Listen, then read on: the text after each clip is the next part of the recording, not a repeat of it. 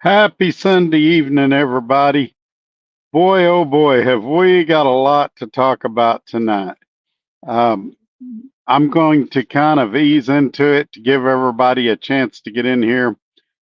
People are still joining in, so we'll give everybody just a second to get here. While we're doing that, I notice there's a lot of comments. We'll get to those as well. Let's start out by recognizing our 4 channel members. We don't have but just 4, so it won't take long. We'll start with the oldest one. He's been a channel member for 19 months and work our way up to the most recent one, who's been one for 4 months. I'm talking about Robbie Ross, Ramon, Adam, and Gary Cook. Thank you for your support of the channel and all that you do. Let me see. All righty. So this has been an interesting week. I'm sure you could tell by the thumbnail. Everything from tornadoes to good paying loads to 2 breakdowns in one day. And the best way to tell this story is in chronological order. I picked up a load that was going to La Mesa, Texas, and Hobbs, New Mexico. It had furniture and appliances on it, going to a rent to own place. And the load paid, with the extra stop, paid what was it, $4.60 a mile. It was 400 and something miles, and it was right at $2,000. Now, of course, that's before SRO gets their percentage, their 18%, but still a great paying load. I was pretty excited. My 2 prior to that were slightly above average, and I thought things were turning around. Now, as you know, anytime you have a good paying load, they make you earn it somehow. I did some incredible backs. And for those that don't know, I'm not an excellent backer. I think I'm average, maybe slightly above average, but I don't think that I'm going to be entering any backing competitions anytime soon. And I did some incredible backs that I probably should have got a trophy after I completed. The first one was down a super narrow alley, and I really didn't think I was going to make it. I had gas meters on both sides, low hanging power lines, and such, and it was a real challenge. I felt a feeling of accomplishment when I finally got it in there. The second one, it had kind of a T-shaped alley. One of the lanes was super lane, that what would be the top part of a T, and then the middle part of the T was a wider spot that was kind of a half alley, and you had to back from the street into there, and it was pretty tight. But anyway, I got that done, and then being in Hobbs, being a Thursday, there wasn't a lot of loads, so I decided to head to Lubbock. I'm fortunate that I did, and that'll lead us to part 2 of this story. So the plan was to go to Lubbock Thursday night and then leave out Friday morning with another load. And Hobbs that night got hit with bad weather and tornadoes, but Lubbock really got hit. And I mean, we had like 6 or so of them. Fortunately, they all went around my house. None of them really put us in danger. There was a spot in Lubbock, I believe it was 130th in Indiana, where they said there was like 3 foot of water at one point. There was some flooding. The only damage I sustained was both of our vehicles got hail damage. Not the end of the world. We've got full coverage insurance, and we'll get that taken care of. But wife is not used to that kind of weather. She was freaking out. And so I was glad that I was there for that. And I was glad I didn't stay in Hobbs in the truck where I could have experienced that bad weather in the truck. I'd much rather be home for that kind of weather. Friday morning, I got a load, and it was going to Indianapolis, Indiana. Wait, is that right? Yes, that's right. The load I'm currently on. It picked up an Amarillo. It was an Owens Corning load, and I got to Big Cabin, Oklahoma, spent the night, woke up Saturday morning with a flat tire on the trailer. There was a guy in the parking lot that was unlocking a truck for, I believe it was Schneider, if I remember correctly. And he had the air compressor and everything in the back of his truck. I asked him what he'd charge me to change my trailer flat, patch the tire and everything after he finished unlocking her truck. He said that they had 5 more trucks after her and that he couldn't get to me. I called several of the shops around there, and all of them had a minimum of a 5-hour wait, including the Loves that's right across the street. For those that are familiar with the area, I was at that Woodshed truck stop, the Ambest one. And so ultimately, I ended up having to go to the Loves and get the tire patched. Great experience. That was a good Loves. They got the tire patch, but I wasted about, I don't know, 6 or 7 hours there total. Finally got on the road, got to Fenton, Missouri, got off at the Road Ranger there, was going to get 75 gallons of diesel. I say that I did get 75 gallons of diesel, and the truck won't start. And so I did all the things that truck drivers do. I checked my battery connections, make sure they're tight, went over to the starter, made sure the wires going into the starter solenoid were tight, even climbed under the trailer, which I'm not proud of. I'm under the truck, I'm not proud of, on that dirty, nasty fuel island, and took a hammer and tried to bang on the starter a little bit, see if I could get it to break free. It would just click a couple of times and nothing else would happen. So I knew it was stuck. At some point, I've got roadside assistance through my truck insurance. By the way, if you're looking for good truck insurance, message me at todd@truckertodd.net. I'll get you in touch with the lady that I deal with. I believe I've also got it in the description of this video. Tell her you want what Trucker Todd's got, and she'll get you hooked up. So I got under there, did that, still wouldn't crank, still clicking. And so I called the insurance company roadside assistance line, and they have 2 options on the plan I've got. You can pay $250 deductible and get towed somewhere, or you can, and it's decent. It's like up to a $1,500 tow bill or something. It's really, really decent. Fenton, Missouri is just south of St. Louis, so there's going to be stuff in the area. Or you can do the roadside. It's also a $250 deductible, but they put a $500 hold on your card on top of that for a total of $750, and they pay the first $500 of the repair. And so I said, well, I really hate to commit to that because at that point she didn't know how far the tech would be coming from or what the expenses would be. I didn't want to get towed to a dealership because I knew I'd be stuck there till tomorrow on Monday, and probably longer, as they don't just drop everything and do my truck. I got to wait in line like everybody else. And so she said, hey, why don't I send you this list of local shops in the area and call some of them and see what they'd charge you to come out. She said it might end up being cheaper, and at the very least, it'll give you an idea of what kind of expense you're looking at. I said, okay. So she gave me the list. I hung up. I tried to call my bank, or not call my bank. I tried to get on my banking app and see what my balances were so I'd know kind of what I was looking at, what I could spend, when to tap out. And wouldn't you know it, the banking app is down for maintenance. Now, here we are. Oh, I don't even know what time it was. Probably 1 a.m., 2 a.m. on a basically Saturday night, Sunday morning, however you want to classify it.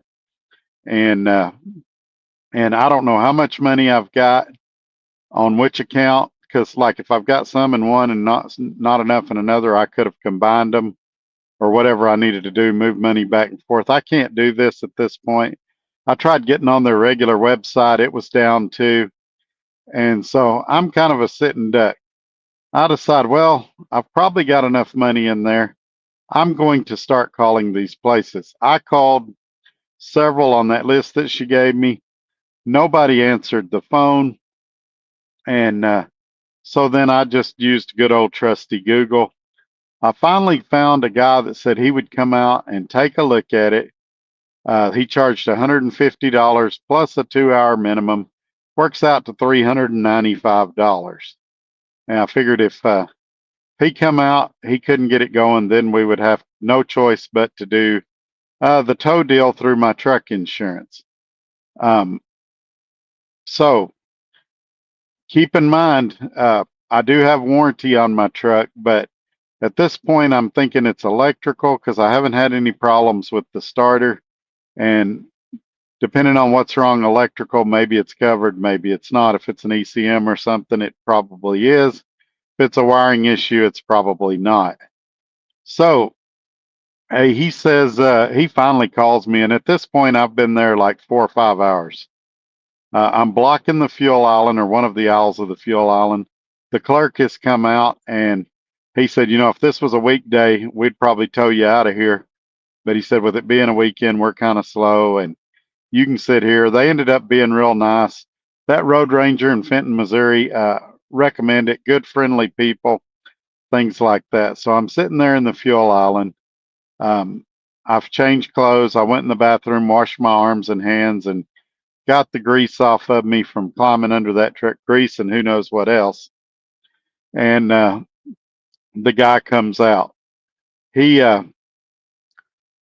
you tell them all the stuff they've done, but they don't think truck drivers know. So he immediately checks my battery post. Yep, they're tight.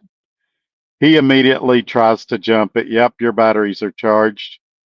Then he tries to tap on the starter. Yep, that didn't work.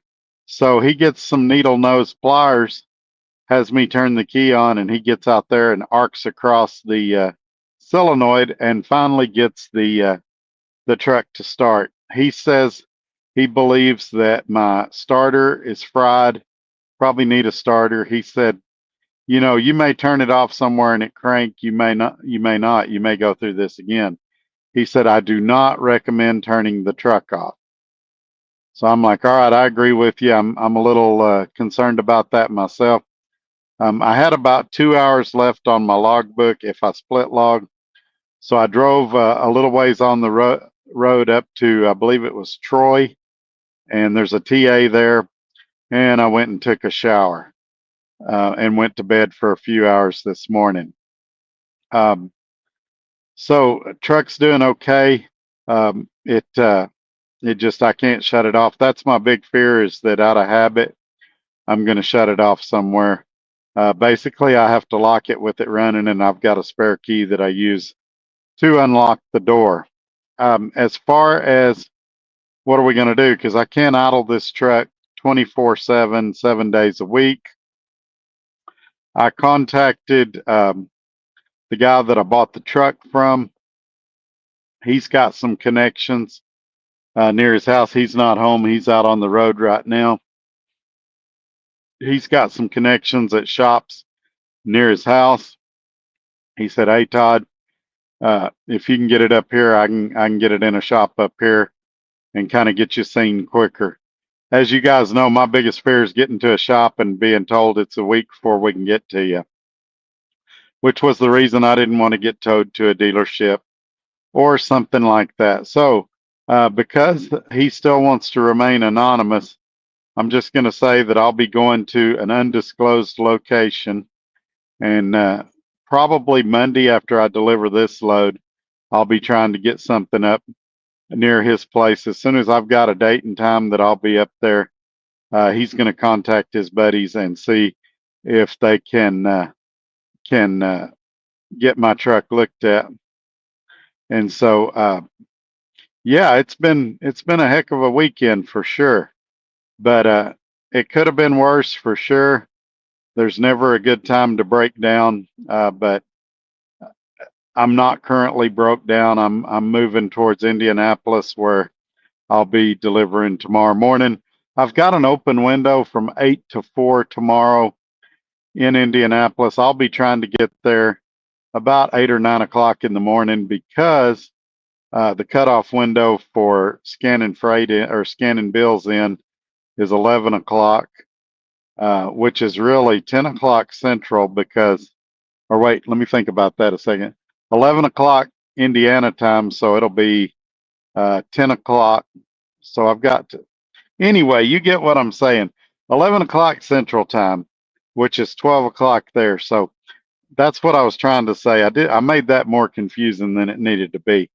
My brain's a little scrambled, a little rattled. I'm one of these people that I like my stuff to work the way it was intended. I don't like to rig stuff. I don't like to, limp along. In this particular case, I have nobody to blame but myself. This is not SRO Logistics doing. Matter of fact, he didn't even know about it till the next morning, till this morning. This isn't the person I bought the truck from. He didn't know anything about it until this afternoon. All of these decisions were made and financed by me. And so the buck stops here. If I did something wrong, if I did something stupid, uh, it was all me. Nobody encouraged me or leaned on me to make any of these decisions. If anything, referring to SRO Logistics and the guy I bought the truck from, they've both been very supportive, very helpful, and quite frankly, I couldn't do it without them. I was telling somebody this on the phone earlier today. Um, I'm by no means a self-made man. I've got a lot of support from a lot of people.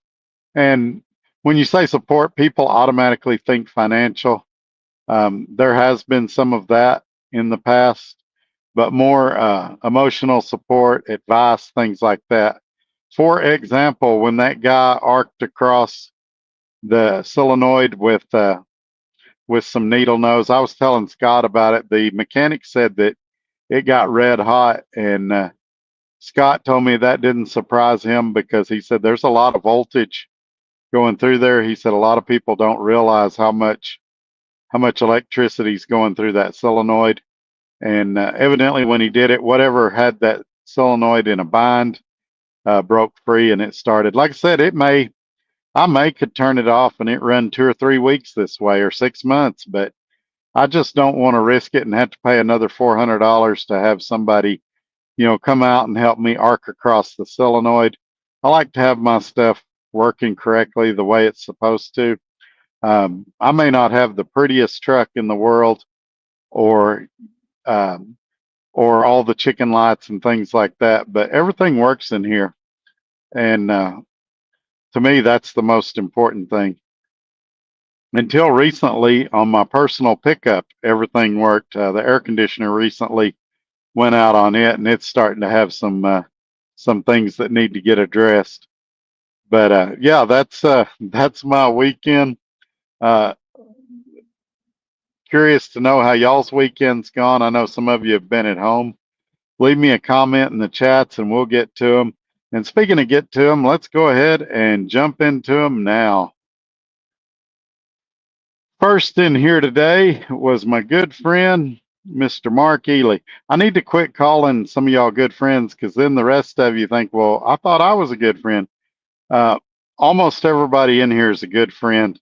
I fully expect we'll have some trolls in here tonight, and we'll deal with those accordingly. We'll debate those of them that can keep it respectful, and those of them that uh, are real scumbags, we'll kick them out of here. But yeah, we'll see how the night goes. Second in here was DIY Semi. Hey, Mark Ely. He wants Mark to email him. And Mark says, okay. Roger Berry says, I'm here somewhere. All right, man. Glad to have you. I know the feeling. Earlier, I was on the phone with somebody, and they're like, "Where are you?" I said, "I think I'm in Illinois, but I could still be in Missouri."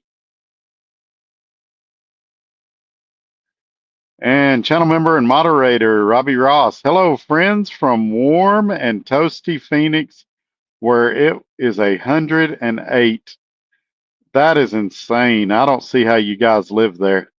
I remember one time, for about a year and a half, I homeschooled my oldest son on the truck, and we went to Phoenix one time. I'll never forget this. It was 120 degrees, and we got outside of Phoenix, and or we may have been in Phoenix. I don't remember now. This was, oh gosh, 15 or 20 years ago, probably 15 years ago. And we stopped at a McDonald's, and we're walking across the parking lot, and you could just feel your face cooking. And man, there's no way I could ever live here.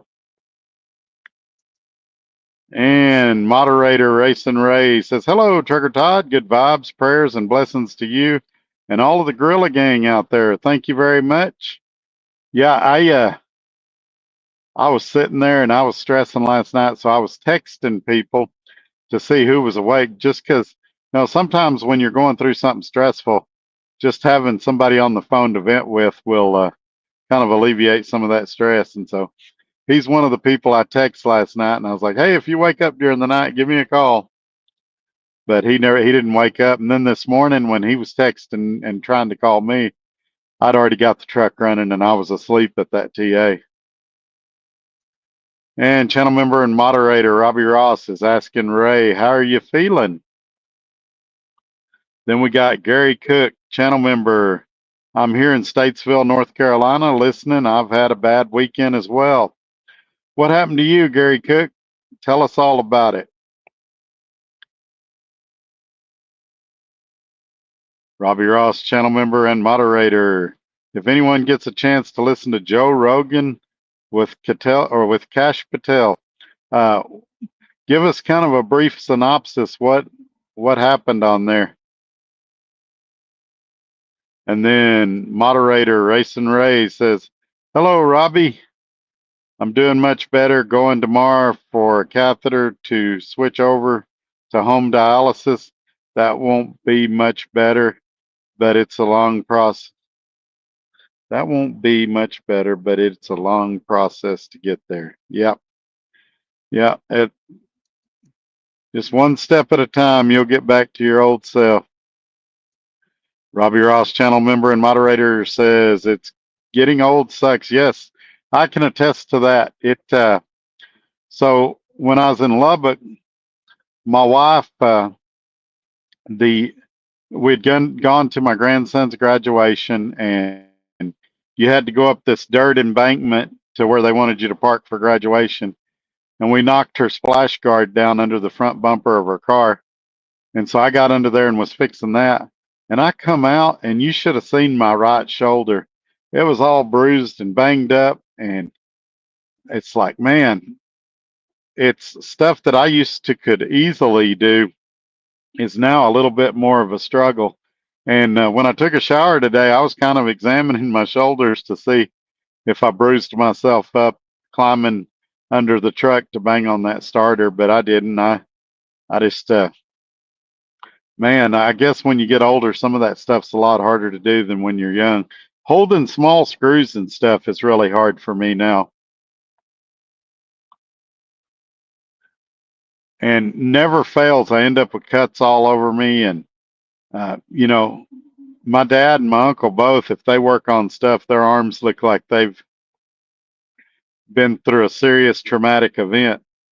And I guess I'm not far behind them. Roger Berry, "Got to be a part of the replay gang." Racing Ray, "How are you getting along?" I understand, Roger. It's Sunday. Enjoy that time with your family. If you're home right now, just try to catch the replay when you can. Uh, Different people use the replay for different things. I've been told it's an excellent sleep aid. Just put it on in the background when you're laying down. I've been told some of you listen while you drive. If you're going to do that, turn the screen where you cannot see it and just listen like it's a podcast. If I do anything visual, you need to see charts and graphs. I'll tell you, and you can go back and watch that later. But I would feel terrible if somebody had an accident out here watching my videos. Just listen to it while you drive, like a podcast or an audio book or something like that. If it starts making you sleepy, turn it off. I've been told my voice can be very soothing. Mark Ely says, "What's up, everyone?" Hey, Mark. And Deadpool says, "Hello." Hello, Deadpool. Thank you for being here. No Fear Trucking. Hello, everyone. Hey, No Fear.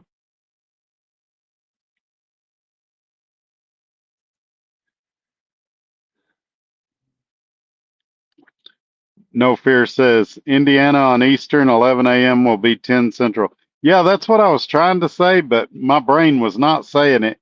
So the deadline for us to scan trips is 11 Central, which is 12 Indiana, which was what I was trying to say, but it didn't come out very well. If I get there at 8 or 9 o'clock in the morning, then they've got 3 or 4 hours for unloading me and for me to get my paperwork scanned. And quite honestly, I've pulled this load 100 times, uh, both running the spot market and with companies in the past.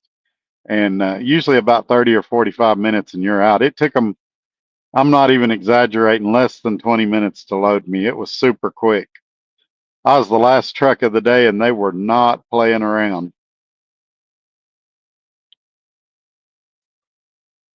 Steve Given, Chrome don't get you home, brother. Yes, sir. Somebody told me the other day, and it was off of that, if I'm not mistaken, it was off that video I did where I was kind of walking around the parking lot. Several people saw that video and was worried about me, said I seemed like I was depressed. I was just making observations, but I was down a little bit, but I wouldn't say I was depressed. Anyway, somebody came on and said, "Hey, you need to get lug nut covers and, the hub covers and all of that." And I said, maybe at some point, but those aren't revenue generating items. Those are make it look pretty items. And this truck was never planned to be a long-term keeper. I've got about 17 or 18 payments left on it. And then when it's paid off, uh, I plan to upgrade. Unless it's just running super. We've ironed out a lot of bugs in it. And I even hate to say that because it's been a great truck. It's been super reliable. We've had some issues with tires, but quite frankly, on the truck and trailer, I knew when I bought the truck that over the coming months I was going to have to get some tires. And it wasn't a big deal because I got such a great deal on the truck. So a lot of people have had concerns about the tires. I've got 18 great ones right now. Every trailer tire is great. Every truck tire is great. So I don't anticipate any more tire problems other than like what I said about having to have that one tire patched.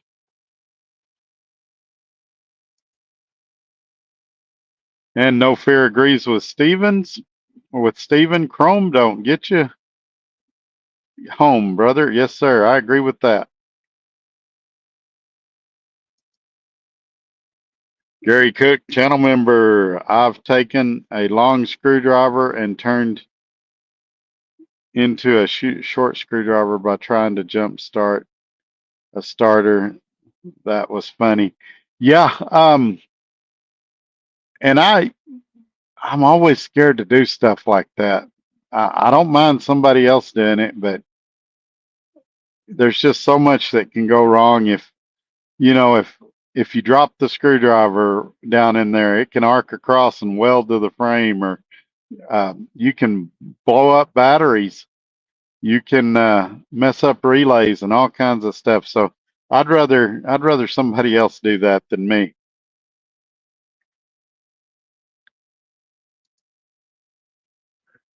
No Fear Truck and cook some eggs outside. There you go. Um, you guys, I'm sure y'all remember this, and I'm sure people still do it. Back in the day, there was people that would wrap like a brisket or meat in foil, and they would put it on their engine and cook it while they were driving down the road. I always worried it'd blow off, and I'm not real sure how they did that. But that was kind of a thing for a while. I don't know if any of y'all remember that or not. Somebody will come on here, I'm sure, tell me I'm lying. It never happened. But I distinctly remember people doing that back in the day, late 90s, early 2000s. They'd cook ribs and all kinds of stuff on the off the heat of their engine. Of course, there was probably a lot more room under the hood than there is now that we've got all these anteater aerodynamic trucks. That was back when we had a lot of hoods. Mac T, before the driver facing cameras, have you ever gave Prime Inc. a look? Prime Inc. was actually the first lease purchase I ever did back in 2004. I didn't learn the first time. I went there a second time in 2006. What I would say about Prime back then, they were a totally different company. The trucks ran 75 the first time I was there. The second time I was there, they ran 70. But if you took this class they had, basically trying to talk you out of going fast, they would turn it up to 75. Back then, I would say the problem was me. You could make money at Prime, but I didn't know what I was doing back then. I wasn't a natural at this. I learned over time what to do, what not to do. And I made a lot of foolish mistakes back then that prevented me from reaching my full potential at that company. Now, to get to your question about now, would I consider working for them now? Probably not, for several reasons.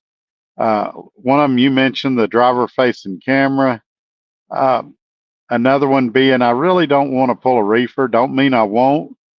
Don't mean I can't. I've got just about as much reefer experience as I do dry van experience. I'm not saying I never would. I've actually got an open offer right now if I ever wanted to do that, to pull a reefer and keep this truck I've currently got. But honestly, I like where I'm at. SRO's been great to me. I mean, there's a lot of stuff I've never shared publicly about SRO, but they've been a great company to work with. Best company I've ever worked for. They're not perfect. I don't think they claim to be perfect, but they've been very good, very supportive. And so it's going to take a lot for me to leave here. Somebody asked me the other day on the phone, well, is the reason you're staying with SRO because of the economy the way it is right now? And the answer to that is no. The reason I'm staying with SRO is that I just finished saying it's the best company I've ever worked at. I'm only interested in making vertical moves. And so for me to leave here, it's going to have to be something that I can justify is truly better than what I'm currently doing. And even then, let's say that tomorrow I found something that I was 100% sure was better than what I'm currently doing.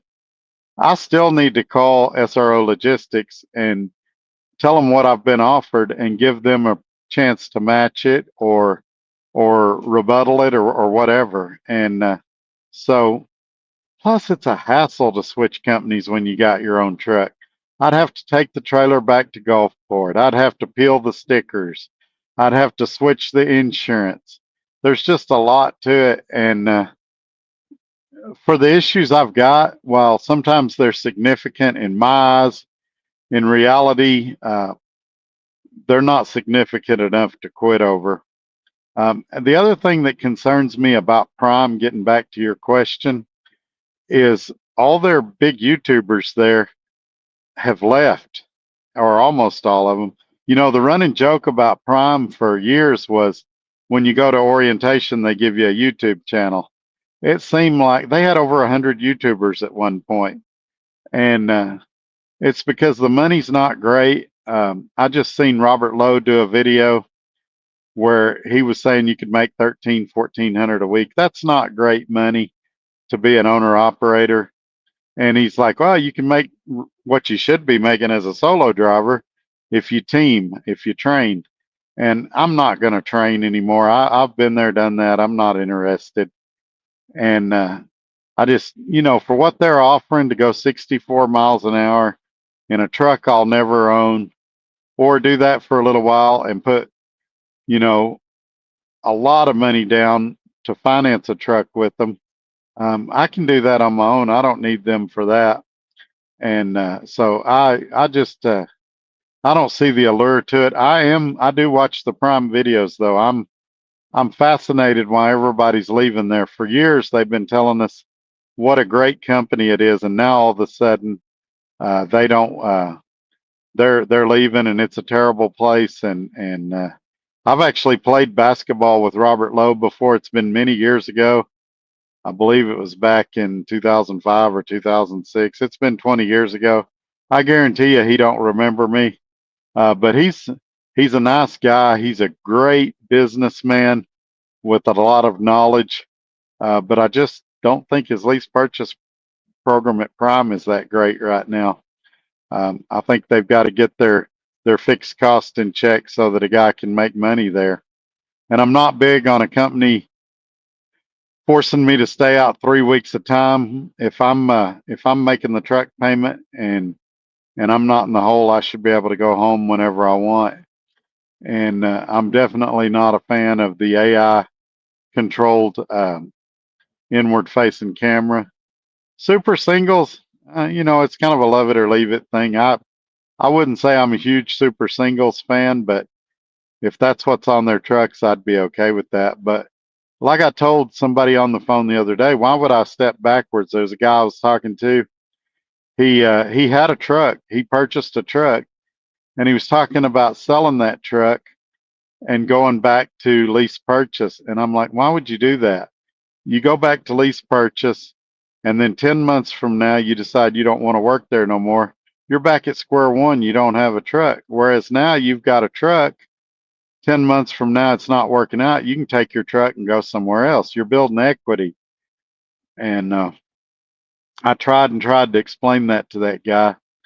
And some people just don't get it. You have to let them learn for themselves.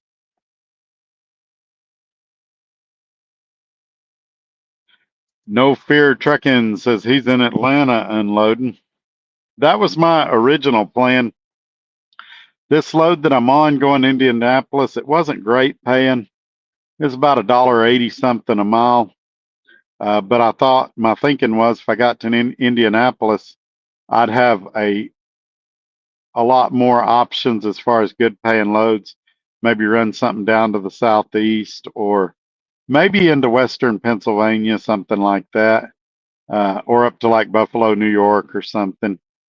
Now, because of this starter issue, I'm going to have to alter my plans, but I was planning to stay kind of in the Midwest for the next couple of weeks and then head back to the house. I've got a bunch of doctor's appointments I need to schedule just for routine stuff, but I wanted to come out here and make some money before I did that.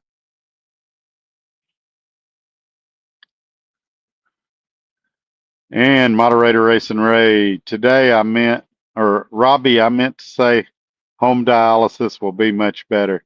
Yeah, I think it is. I think it will be.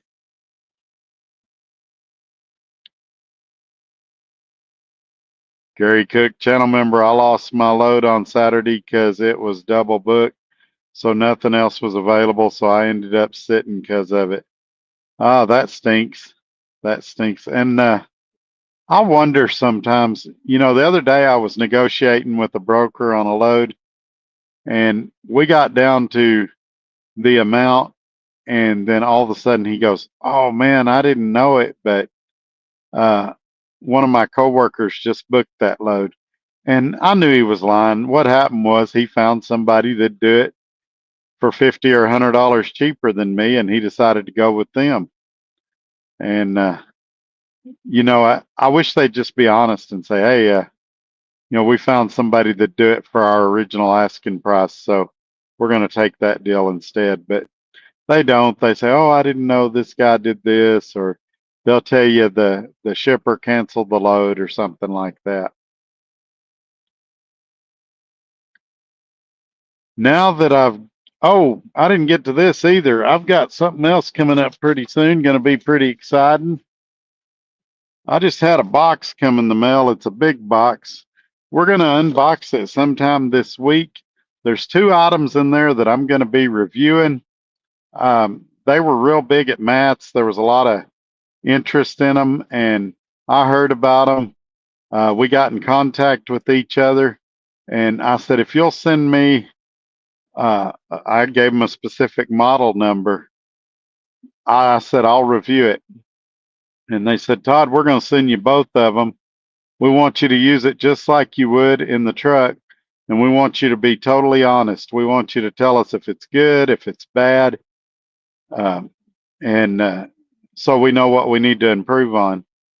And I said, well, okay. I said, if I do that, I said, people are going to ask about how they can get one because it's not in the major truck stops yet. It's coming later this year. And they said, okay, that's good. And I said, well, I want to get a discount for my viewers. And so that's what we're negotiating right now. That's why I hadn't done the review yet. I want to get you guys, a 15 or 20% discount on the headset so that you can get it before it's even in the truck stops. And you can get it cheaper than what the truck stops are going to be. And, I'd recommend getting a couple of them because I guarantee you it's going to be, 20% cheaper than what the truck stops are. If it's a good headset, if it falls apart, I'm going to tell you that because they really wanted me to, they're like, be rough with it, really test it like a truck driver would. Wear it all day. Tell us if it's comfortable. And so I'm going to take about a week or so and really test out both of these headsets, and then I'll let you know how they are.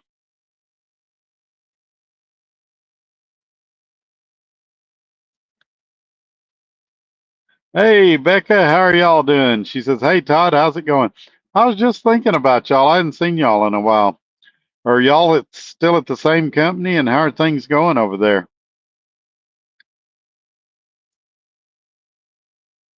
Dean says, howdy, Todd from Amarillo. I was just there yesterday. That's where I picked my load up that I currently have. Where are you headed to tonight?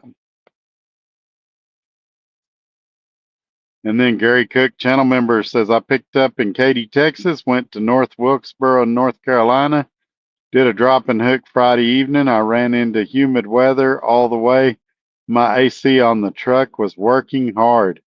Yeah, mine just randomly froze up the other day, and I turned it off for a little bit, and then it started working again. But that's since I got it fixed, that's the first time it's froze up.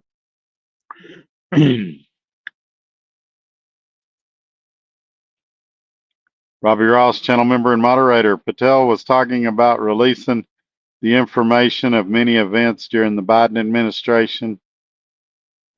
Example, Epstein, January 6th, Afghanistan, etc., etc.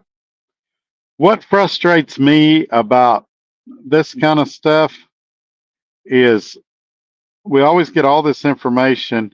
We spend millions of dollars investigating and nothing ever comes of it. And my example of that would be Hillary Clinton. They investigated the heck out of her. We know she's guilty of a lot of things, and then nothing came of it. And on the flip, they did the same thing to Donald Trump. And I'm not saying he's guilty or innocent, but they went after him for at least a couple of years and nothing came of it. He never went to jail. He never got put on probation. Now they're not even sure if he's a convicted felon because a lot of that went away. So we're just wasting time and money on this stuff that we're never going to do anything to the people anyway. And I've said this before, and people say I've become cynical, and maybe I have. I just, if we're gonna investigate these upper echelons of political figures, then there needs to be some teeth to it. There needs to be somebody needs to go to jail, and not some underling that was way down and probably never had a direct conversation with Biden. I'm talking about Biden himself, or if he was mentally out of the game, then the people that were propping him up, they're the ones that need to be in trouble for this kind of stuff. And it makes you wonder who was really running the country at that time if he's as out of it as what he appears to be and what they say he is.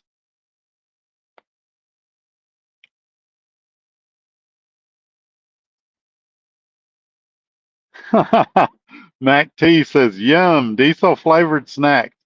I wonder about that because back then, we didn't have all this emission stuff on trucks. So they called it rolling coal. You'd hit the gas or hit the accelerator and it'd blow smoke like crazy. So I bet you'd get a natural smoked flavor for whatever beef or chicken you were cooking under the hood of your truck. But for those that don't know, diesels are carcinogen. So, man, I hope people didn't get cancer off cooking under the hood of their truck. Steve Given, if you own the truck, you could go to Landstar. I could go to Landstar. I never will. Uh, and I've given this speech before. I believe at one point in time, Landstar was probably one of the best places you could work. I don't feel that way anymore. Um, the From what I've been told, a lot of the drivers, the one-man bands, as I call them, are competing against small fleets, and the agents give priority to the small fleets. But the number one thing I don't, and there's other things I don't like about Landstar. Uh, in some ways, I could make the argument they micromanage you as much as a company driver. Uh, and I've got several examples of that if you need them. But the main thing is the 65%. I've got access to Landstar loads even right now. They show up on the DAT board. I used to have their load board on my phone. I haven't even downloaded it lately. But 65% when you use their trailer, when I'm getting 82% here, why would I take a, what is that, 17% cut and pay for the exact same loads? And then they've got all kinds of jukey stuff with how you can use personal conveyance and things like that, where you can park, where you can't park. I just, I have no desire to go to Landstar. Um, I just don't think it's as good a deal as what a lot of people do.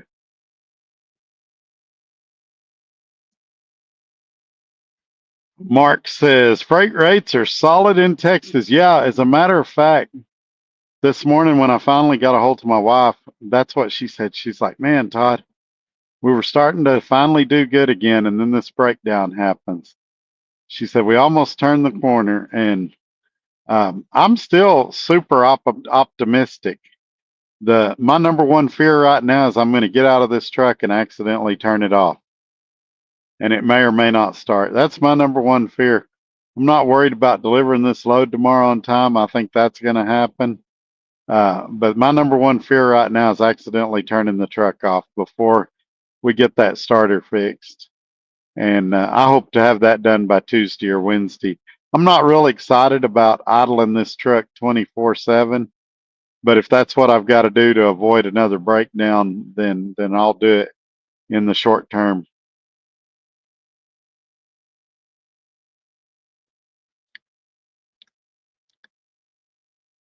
Jerry McClure. Fly Rabbit is handcuffing drivers, make them come swifty swift. So here's the deal. Swift, when I was there, wasn't a bad company. I made a lot of money there. Probably the most I've ever made at any job.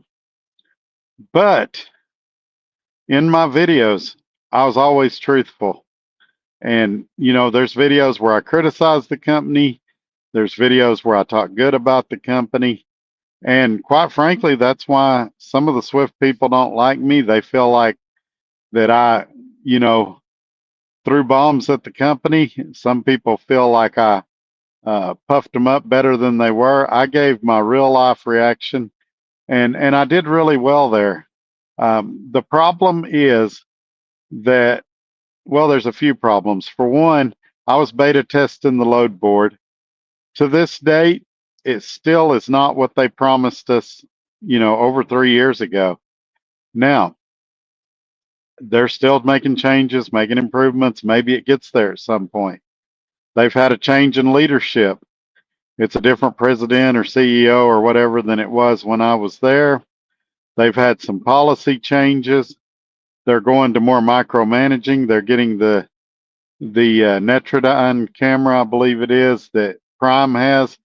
They claim it's not inward facing, but it has the little cameras on the mirror that show your blind spots. And there's been reports that they've caught drivers through the reflection. We all know that they're going to use a point system. It's going to be used to coach, things like that. They're not even denying that.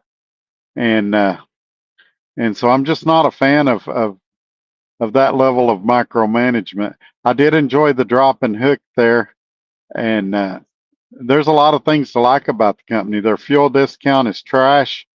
It's a nickel rebate. They don't even call it a discount, and you know they're getting well over $1. And the equipment's kind of hit and miss depending on who had it before you. If you get a used truck, um, definitely not a bad way to go if you're a brand new driver. Their training program is surprisingly good, especially if you can get in the Top Gun program, is what they call it. I actually did a video about their Top Gun program, but you've got to have integrity when you're on YouTube and you're making videos about the company. And I'm not saying that Fly Rabbit has integrity. I'm not saying he doesn't have integrity.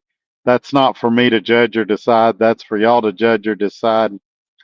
But yeah, so I wouldn't discourage anybody from going there, but I wouldn't encourage them either because I've been gone for over 2 years. I don't know what's going on over there now. And so to each their own. All right, we got a super chat from channel member and moderator, Robbie Ross, $20. Thank you very much. It was a pleasure finally meeting you in Albuquerque. Yeah, that's what I was going to do here. Let me put one of his pictures up. We didn't get to talk very long, but we briefly got to meet for about 10 minutes in Albuquerque the other day when I was there. It was good to meet him. He's got a really cool dog. And this is one of the pictures on what they called a sunset cruise that he took when he was on his Hawaiian vacation here recently. Really good friend. I've known him for several years now, back in my Roadrunner days, and we've just stayed in contact, stayed in touch. One of these days, we're going to go eat lunch together somewhere. That day, I had to rush over and get a load, and so we didn't get to, but he was passing through. I think he was going to Oklahoma City, and I was picking up there in Albuquerque. So we stopped and shook hands and talked about 10 minutes, and I hit the road.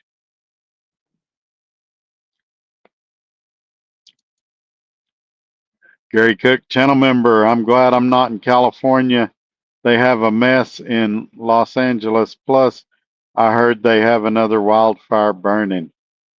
Yeah, so, a while back I was wondering, why does California have so many wildfires? And the reason is, from what I understand, from what I've been able to find out, it's because they don't go in there and clean out the underbrush because of the environmentalists. So when they get a fire, it just goes up crazy because it's got all that dried out underbrush there. And it's another one of those cases, or at least it appeared to be, and what I was able to find out, of the environmentalists having good intentions but stupid ideas. And sometimes the environment will take care of itself, but it needs a little intervention, a little management from us, and that's the environment taking care of it on its own. It's burning that stuff off.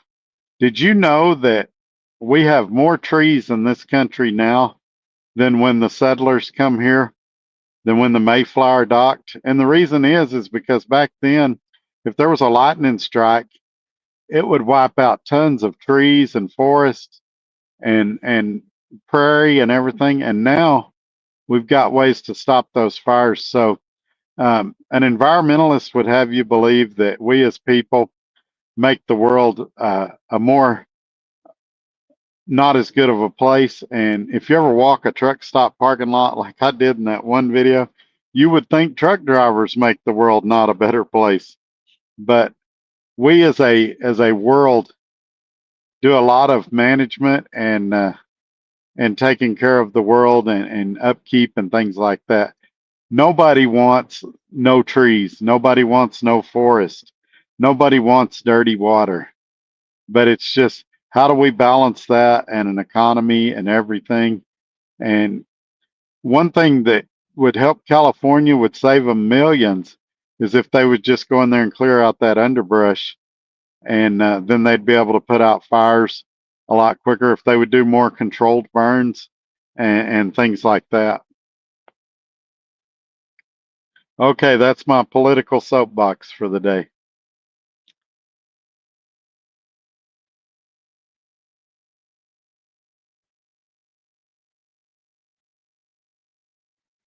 Mac T says, seems like it's just show that's between two parties. I got to go back up. You lost me there, Mac.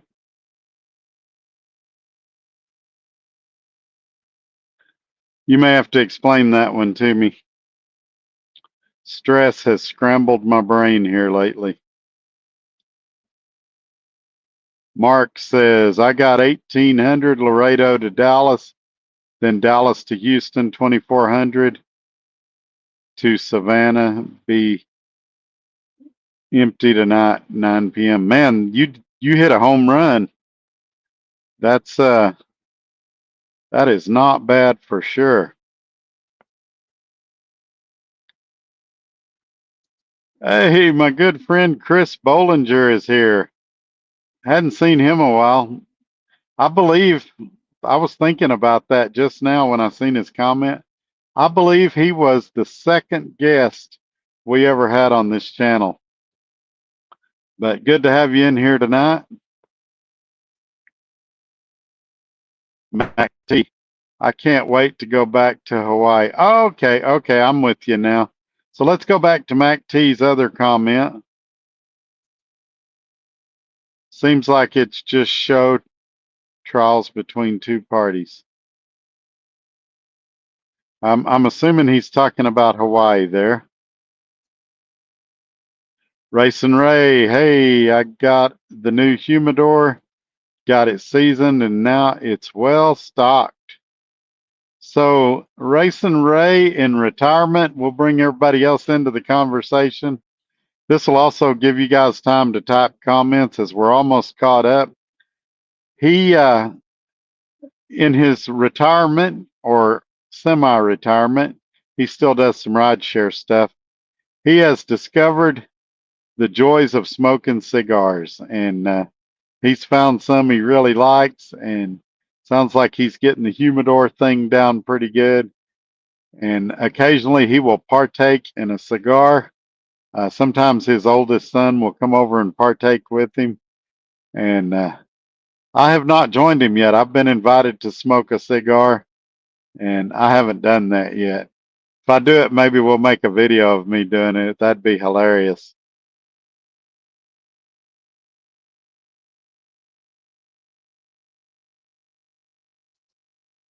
Ah, you got me now. Okay.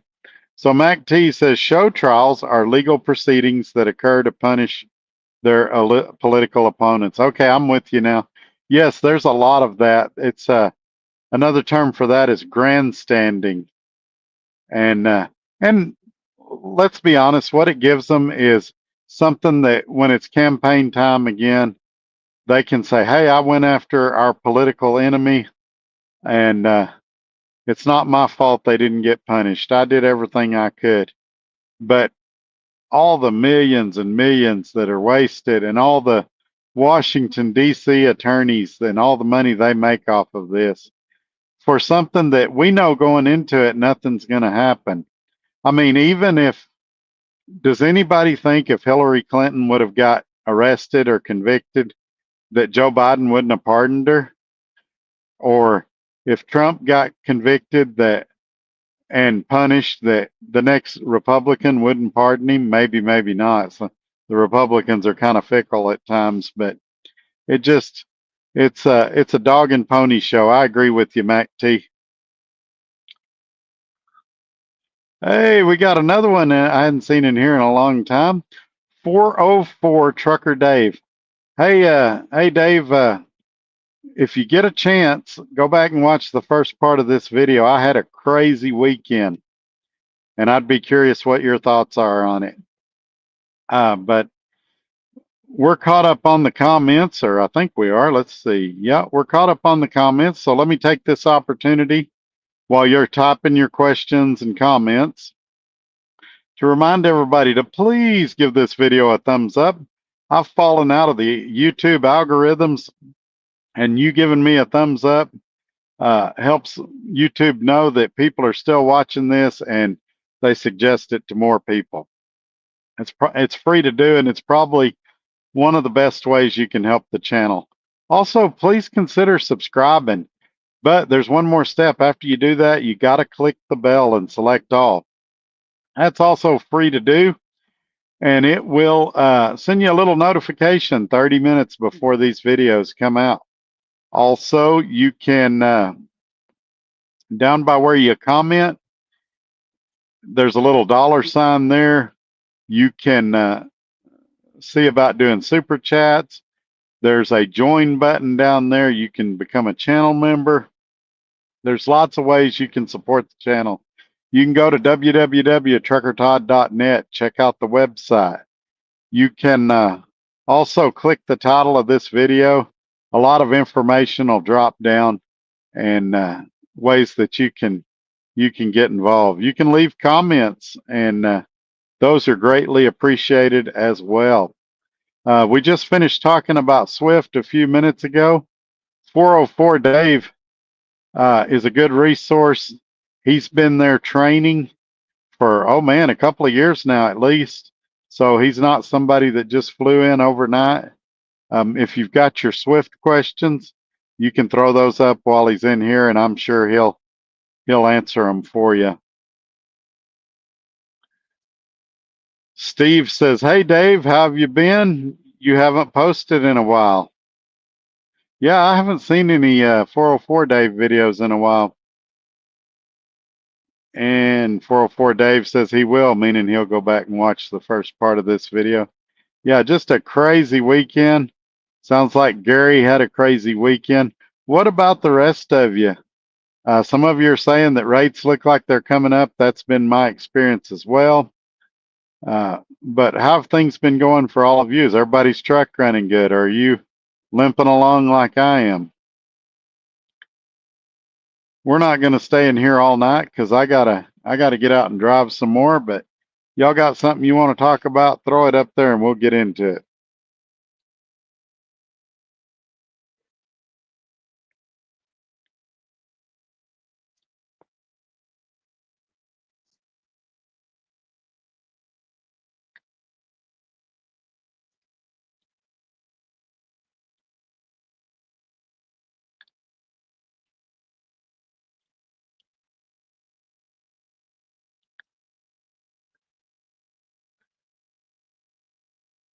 All right, it looks like everything's dry. Well, there comes one. Robbie Ross, channel member and moderator. Earlier in the week, my inverter went out. Yeah, he had a couple of little things like that with his truck. I would tell all of y'all as a PSA, just be careful if you have an inverter issue. Remember when I came to SRO Logistics after the stroke, the night before I was supposed to go to Mississippi, and this sucked. The truck burned to the ground. It was later determined it was caused by a faulty inverter. If I'd have been in the truck, it could have been fatal for me. And so, if you got an inverter issue, that's a lot of electricity back there. Just be super careful and get those things taken care of. Man, I hated that deal. I had purchased an airplane ticket, and I did the no refund option, and so I just lost that money. And I want to say the ticket was like $400, so that's $400 gone for nothing. but it all worked out. 404 Dave says, Trucker Dave, I'm sorry, says, great, busy training. Yeah, he does one route after another and seems to enjoy it.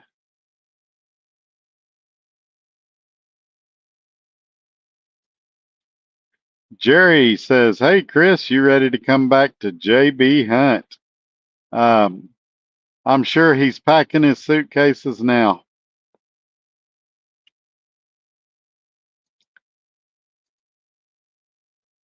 My buddy pulls for Landstar, and he says if you power only, it's 65% of the shipper's rate, and I get 80% at my company, but it's broker rate.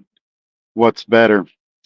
So I would tell you that an agent is a broker, and I mean, Landstar people are going to argue with me. They're very Landstar people drink the Kool-Aid, and I don't mean that derogatory or negative, but they're just like the prime YouTubers.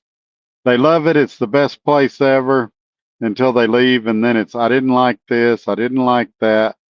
And before some of you trolls come on here and say that I'm the same way, I would say no. I would say when I had my stroke, and quite honestly, didn't know if I was ever going to be able to drive again commercially, I was still talking good about SRO logistics. It wasn't because I thought I was going to benefit from it financially. It wasn't because I was trying to get brownie points, because quite honestly didn't think I'd ever be able to drive again. And so, no, that doesn't apply to me. Even now, I say good things about Swift and Dart, even though it doesn't benefit me financially in any way. But these guys, they trash Prime and Landstar when they leave there. And is there a time when Landstar was a good company? Absolutely. But just because they were a good company 20 or 30 years ago doesn't mean they are anymore. What happens a lot of times with these big companies is it starts going to their head. And I give you another example, Walmart. Walmart, at one point in time where I live, had a 5-year waiting list to get a job there. There was that many drivers wanting to work there. And now you can get a job pretty quick there, but they've got the micromanaging and the cell phone rules and all of that. And experienced veteran truck drivers, for the most part, don't want to be put up with that. There's people that are perfectly willing to give up their freedoms, to give up their rights. And if that's you, that's fine. Not you specifically, Steve Givens, but people in general, if they want to give up their freedoms and be micromanaged, then by all means go to Walmart. But I think there's other opportunities out there. I think there's better company jobs out there. It may not pay as much, but you've still got your dignity. I mean, I had a Walmart driver tell me that if he's on his 10-hour break in a Walmart parking lot and he wants to leave his truck and walk next door to Applebee's, that he's got to message Walmart and get permission to exit his truck and go across the parking lot to the Applebee's. That's just crazy.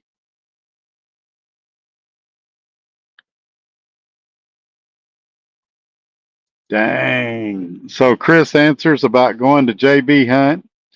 He says, yes, Jerry, when my mama comes back from the dead. Wow. Wow. Hey, look who we got here. It's Life on 18 Wheels with the fist bump. Thank you for being here tonight.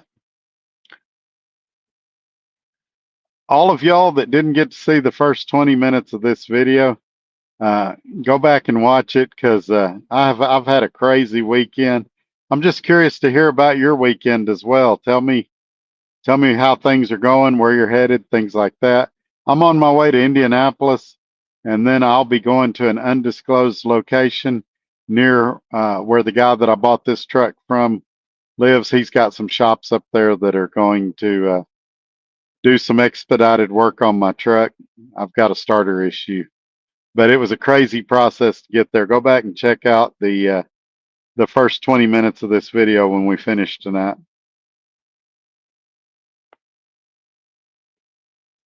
Mac T says, I've been thinking about going to Lubbock and hauling milk. Yeah, they've got a lot of it up there. I called them once about a company driver job there, and they were like, yeah, it's $60,000. And I'm not interested for $60,000. But at one time, they had owner operator stuff hauling the milk, and I haven't seen any postings for that in a long time. They had it where you'd run it from the Lubbock area over to East Texas and then come back. And I haven't seen any of those in a while. Also, in my area, there's a lot of pecans. I'm not pecans, peanuts. You can haul peanut loads across Texas as well. And those aren't bad either. The milk and the peanut loads are heavy, though. And for some people, that's a non starter.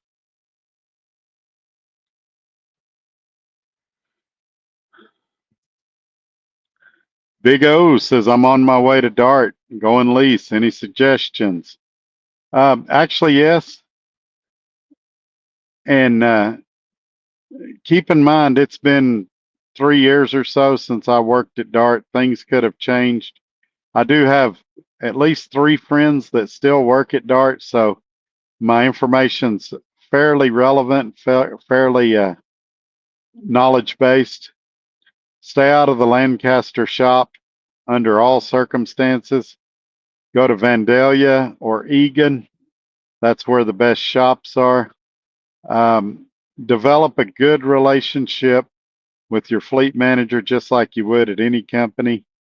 Dart has a lot of positive things about them. One of them is their lease purchase is very completable. It's not uncommon at all to go into their driver's lounges and meet guys that have paid off multiple trucks there. It might be a little harder now. A lot of people have left. The company has shrank a lot, but it's definitely possible to succeed there. If when you talk to Highway Sales, which is their leasing company, try to get the leasing agent Elizabeth. She's great. Tell her you watch Trucker Todd if you want, but I don't get any financial compensation for that. But just tell her you watch me and I said hi. But she is an absolute wonderful person to work with. Highway Sales in general is great, and I live west of I-35. They don't have hardly anything going west of I-35, so you got to be in their hiring area like you do with most companies. But yeah, that's the main thing. Just open communication. Inspect your trailer really, really good. They've got some of their trailers are better than others. I know they're working on that. Things like that. But number one thing, avoid the Lancaster, Texas shop at all cost. Also, don't be afraid to put a decent amount of money in your maintenance account. They're very easy to deal with that. Put, depending on the year of the truck, 15 or 20 cents in there so that you got it when you need it. Main reason is, and this is going from back when I was there, they'll still help you if you don't have enough in your maintenance account, but they will make decisions that would otherwise be your decision to make. And a good example would be, you know, tires. You might want virgin rubber, but if your account is in the minus, you may get recaps or used tires or something like that. So go ahead and put that extra money in your maintenance account so that you don't give up any of the decision making. But if you've got any specific questions, you can ask them in here, or if you want to email me at todd@truckertodd.net, I'll be happy to answer your questions. All this information, how to reach me, is in the little ticker going across the bottom of your screen. Also, SRO Logistics email is there if you want to contact them about job opportunities. They do not have a lease purchase. You'll need to have your own truck, But just tell them you got the information from Trucker Todd and you want to know more. Mac T says, JB Trailer Hunt. I did the local intermodal job at JB 4 years ago. I would spend a couple hours a shift looking for empty containers. And you would think that they would have a lot of them being the size they are. And I've been told that they own a pretty good portion of one of the railroad companies too. That's why they haul so much on the rail. But you would think that they'd have containers running out their ears because they do so much on the rail. So Mac T wants to know if I've heard from Road Scholar. As a matter of fact, I talked to him, I guess about a month ago. He was doing oil field right over there, right south of me, a couple hours in the Midland, Odessa area. And he gave that up and was selling roofing jobs in the Dallas-Fort Worth area and was going to try to sell his truck. I haven't touched base with him since then to see how that's going or if he's still doing that. He was putting TikTok videos out about it and stuff. And but we occasionally text or something, but nothing regular lately. But I've been thinking about him. I need to shoot him a text and see how things are going.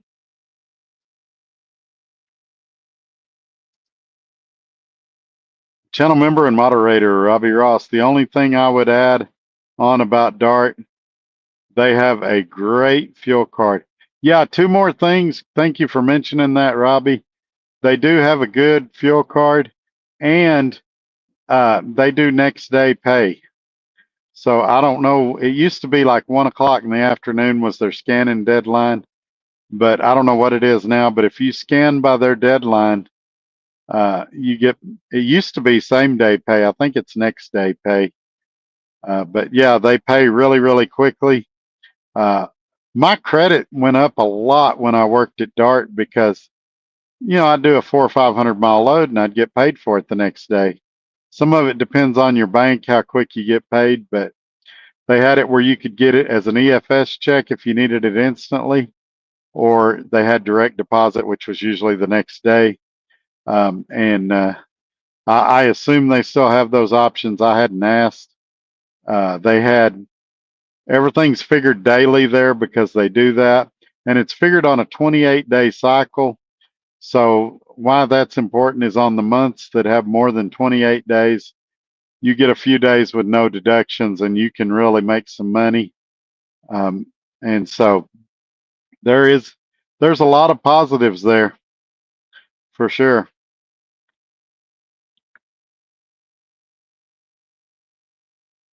Robbie Ross, channel member and moderator. They've changed it. It's now 5 p.m. is the cutoff at DART. So that's even better. That's even better than it was in years past when I was there.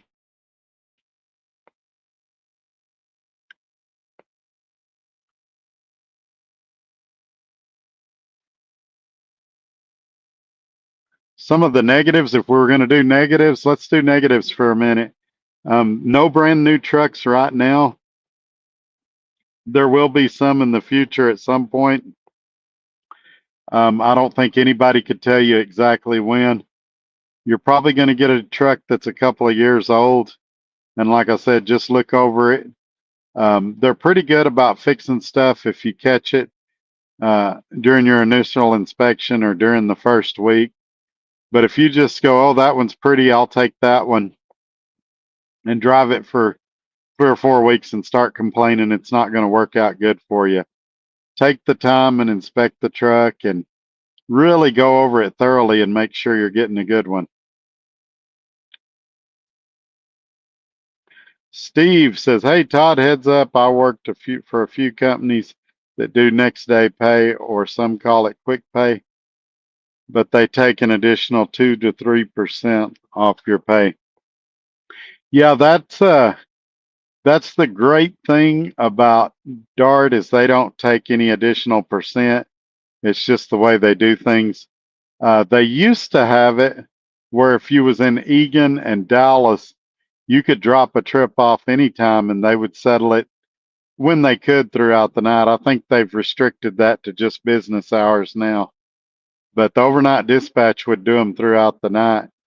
And I don't think they do that anymore. Also, same thing, SRO Logistics.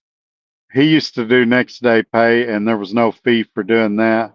Now he does within 48 hours, and there's still no fee.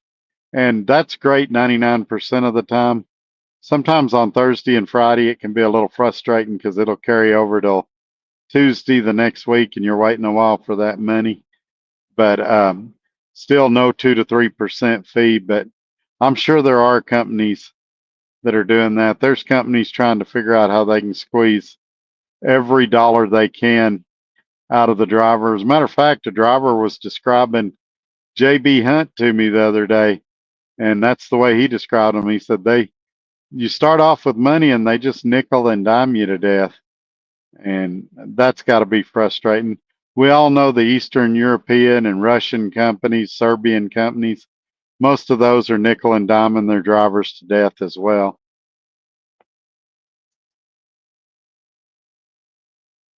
Channel member and moderator Robbie Ross is agreeing with me. No overnight settlements.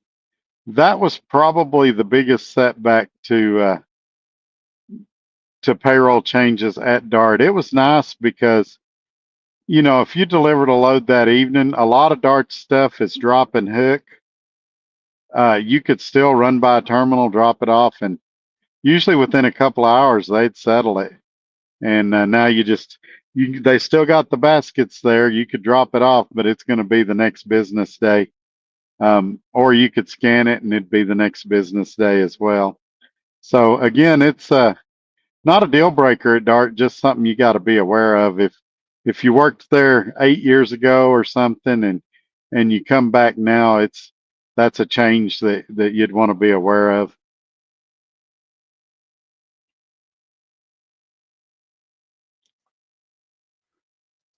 Also, let's see, let's think of something else. And this is probably true at most companies that have a lot of drop and hook. Sometimes finding an empty at DART can be a little bit of a challenge. They will pay you for your empty miles to go look in most cases. It's rare that they say, hey, you got to go look for an empty and we're not going to pay you. They're pretty good about paying. If you have a trailer issue, they have a trailer breakdown pay. It's like $20 an hour. You're not going to get rich doing it. And I think you have to give them the first 2 hours, if I remember correctly. But they do have that as well. So a lot of things that you'll never see it in a trucker magazine or on their website, but they do a lot of extra things like that are really good.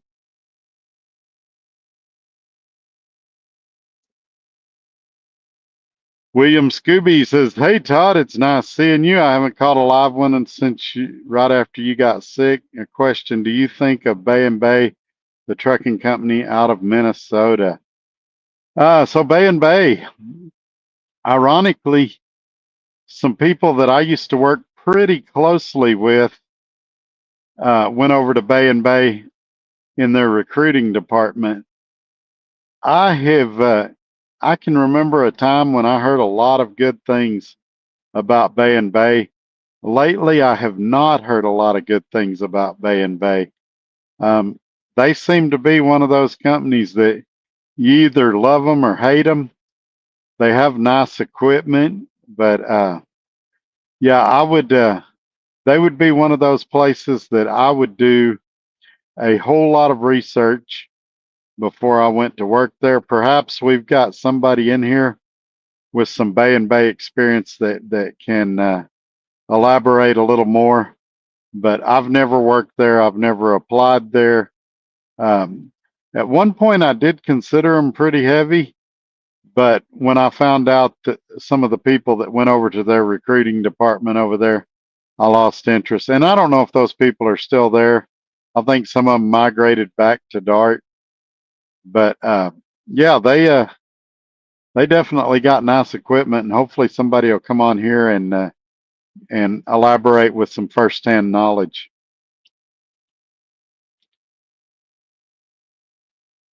Robbie Ross, channel member and moderator, says another negative: weekend staff is very thin, including road ready. Yeah, and they used to have a guy. I don't know if he's still there. I think his name was Frank. He was excellent. Like he'd walk you through some stuff you could check, um, and was great, friendly. If he said he was going to call you back, he'd call you back. But I have heard that as well, that uh, they pretty thin at nights now. I think a lot of companies post COVID have kind of a skeleton crew. They're all trying to look for ways to cut corners and save money. At least they're not using overseas call centers yet. Um, I talked to somebody here recently that at 5 o'clock the phones clicked over to like an Indian call center, and he said that dispatch and everything was just a total nightmare since that happened. And Life on 18 agrees with me. Weekend staff is very thin everywhere. All right, here we go with the first-hand knowledge about Bay and Bay. Chris Bollinger says he had two friends that went to Bay and Bay and quickly departed. Yeah, I think it's safe to say that Bay and Bay has an above average turnover rate. And like I said, I'm not telling you don't go there, because like I've said in my videos, pick the worst company in the country, and somewhere in that company there's a driver that's happy. They've got a run that works for that driver, or something, and so I'm sure they have happy drivers there, but a lot of people leave pretty quickly saying it's not a good fit. And it's tempting, because you watch the Bay and Bay ads and they look like the place to work.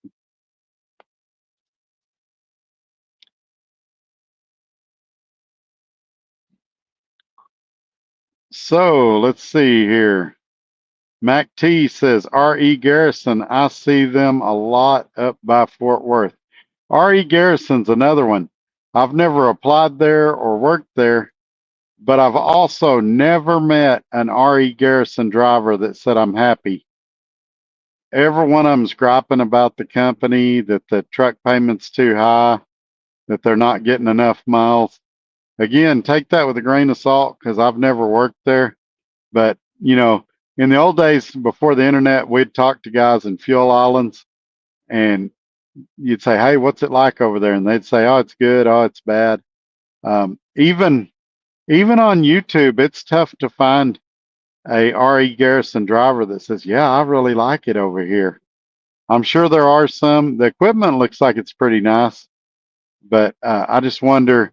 I wonder if it's like Dart, where a lot of guys, if they can stay the term, wind up with a title in their hand, or if they're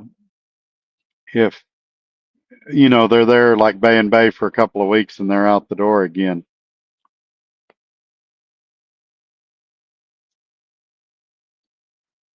So, did you have your LLC established already before you came to Dart? No, I did. Sorry, excuse me. I did my LLC back when I was working with Trucker CFO, near the end of my time at at Swift. And, there was a lot going on. My YouTube channel was blowing up, and I was doing a lot of stuff where Trucker CFO felt like I needed my LLC. It worked out being a blessing, because, like, to work at SRO Logistics, you have to get an LLC. And so I would have ended up needing it anyway, but I believe that mine was formed I don't have the paperwork in front of me, but I believe it was formed like March 14th or 17th of 2023.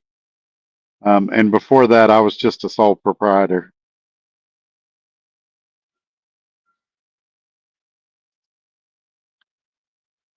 Steve Given, is GP Transco still doing lease drivers? I heard some good things years ago, but not much now. No, they're no longer doing lease purchase. They are company driver only. I used to have a really good friend that was working over there as a company driver, and he loved it. Like he had the same complaint a lot of people did. He wished the pay was a little better, but he said they treated him good. They got him home when they were supposed to, and he liked it. The trucker's coach at one point was a driver at GP Transco, and for whatever reason, GP Transco no longer offers a lease purchase.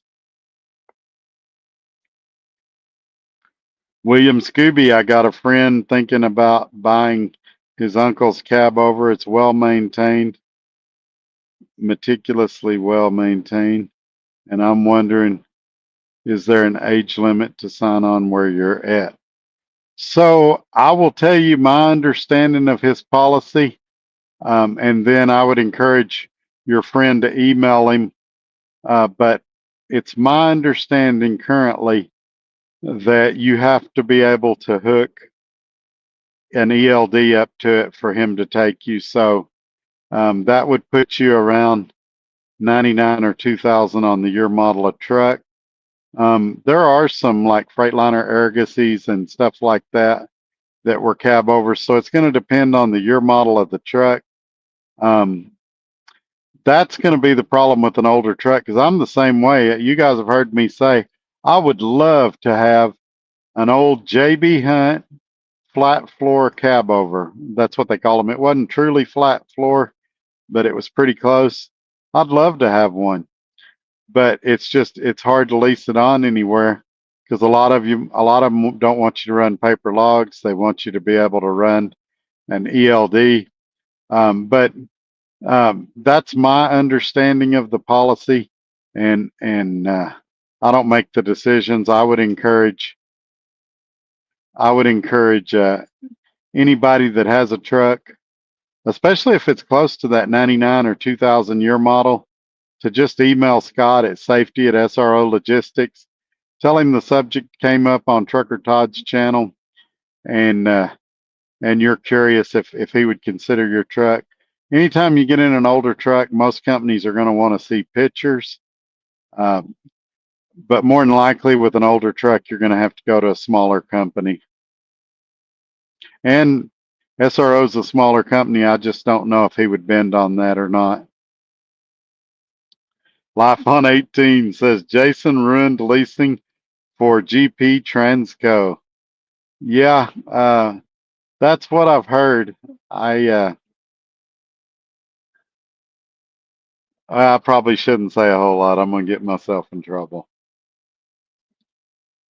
Chris Bollinger, I had a buddy who went to R.E. Garrison and loved it, but Bay and Bay had him so upside down he couldn't recover. Oh yeah, yeah. I've shared this before. I went through a spell, and this was probably, well, it was more than 10 years, probably 15 years ago, where I got out of the truck for a while and was doing other things and started getting debt. And I thought, you know what, I'm going to go to trucking and dig myself out of this. And people didn't want to hire me because I hadn't drove for a while, or they wanted me to train again. And so I just started going to companies that hire me, and I'd go, man, this place sucks. And I'd go to another company, man, this place sucks. But I wasn't vetting them. I wasn't checking them out. I was just, who will take me? And I think you got to be careful doing that, because you get that job hopper reputation. And I mean, there's guys, we was talking about the trucker's coach. He's been at a lot of companies in the past 2 years. We was talking about the Fly Rabbit. By his own admission, he's switched companies a few times in the past few years. And you can switch yourself out of existence. And it's a little easier when you got your own truck, but companies spend a lot of money to onboard you, and if they don't think you're going to stay, they don't want to risk the money. William Scooby, yeah, I think R.E. Garrison is kind of like Hurricane. Great equipment, but not what it looks like. Yeah, talking about Hurricane's another one of those companies that uh, I could make a ton of money there. I could show up at Hurricane, I could get a truck, and I could make 2 videos a week going, look how pretty my truck is, and people would flock to them. But I don't want to go to that Hunter's Point or whatever it is up there in the Northeast. Something Point, I can't think of the name of it. And I don't want to be controlled home time wise, and I don't want to never own the truck. You never see anybody going, "Hey, here's my YouTube channel. I just paid off a truck at Hurricane." You see them say, "Hey, I I came to Hurricane. I got this pretty truck. They're giving me a guarantee for the first so many weeks. And then after that first so many weeks, they're gone." Usually the second or third week, they go, "Well, it's not really the guarantee they told me because that's before deductions." And so, they didn't read their contract. They didn't they didn't look nothing over. They just saw a pretty truck and said, "I want it." And it's something Prime was, I mentioned 2004 and 2006 at Prime. It's something they were famous for. You got a big, pretty, fancy truck, and it better be big and pretty and fancy because you're going to have to live in it.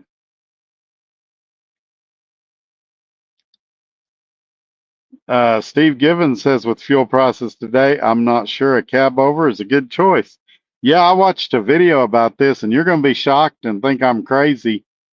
But I assumed that the reason you don't see cab overs here no more was because of aerodynamics and fuel economy. And that's actually not the reason. The reason they stopped making them was safety. People kept falling out of the cabs when they were climbing into the trucks. They're actually, and I don't know how or why, from what I'm told, fairly aerodynamic.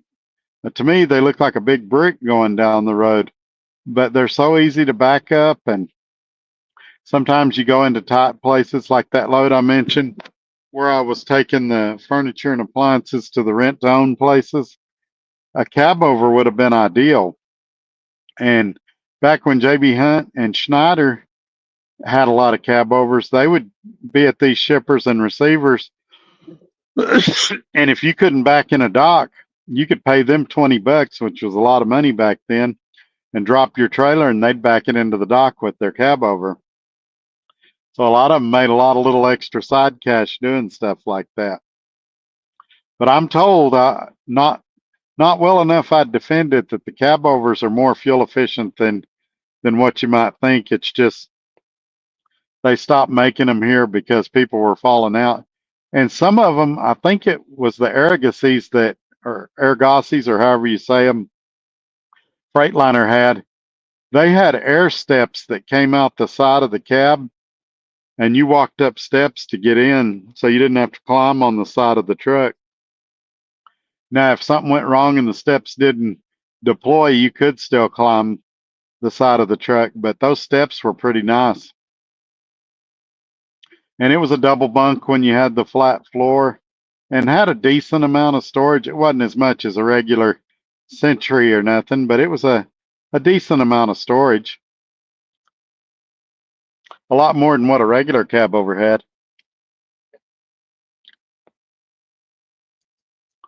Wow, we're up to 30. That's awesome.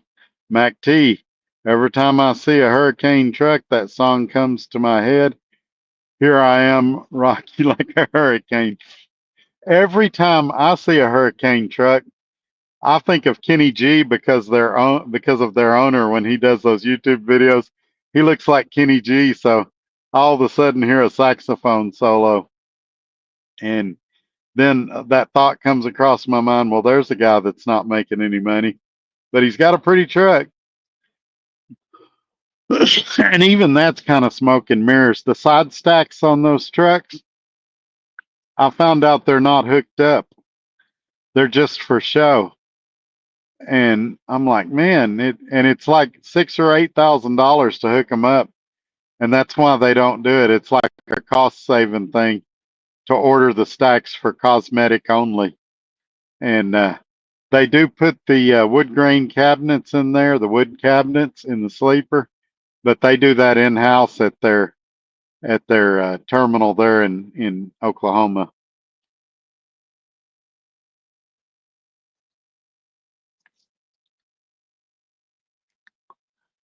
I don't know. Swift didn't when I was there. I started with Swift in '96. So this is Gary Cook, channel member, asking if Swift had cab overs. It wouldn't surprise me if at some point they did. Um, but I know JB Hunt and Schneider had a ton of them. And a lot of companies did. Builders Transport, which they're not around no more. I think Schneider bought them. And there was a lot of them. They were pretty prevalent out there. But yeah, I think it'd be cool to have one, especially now. I like having stuff that nobody else has, and that's what kills me about a Freightliner. Everybody has a Freightliner. I'd rather have a Mac or a Western Star or something like that you don't see every day, that everybody don't have. Maybe a Sterling if you could find an older one in good condition, or an old Ford truck, something like that. But they're getting harder and harder to find, and so I'll probably never have one, but I think it'd be cool. And Skyline Truckers here. He says, "Hello, Todd. Hey, Skyline. Thank you for being here."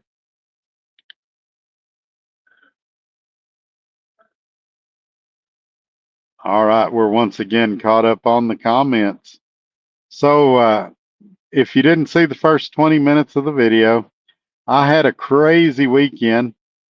Since that time, we've talked about companies that might be a good or bad place to work.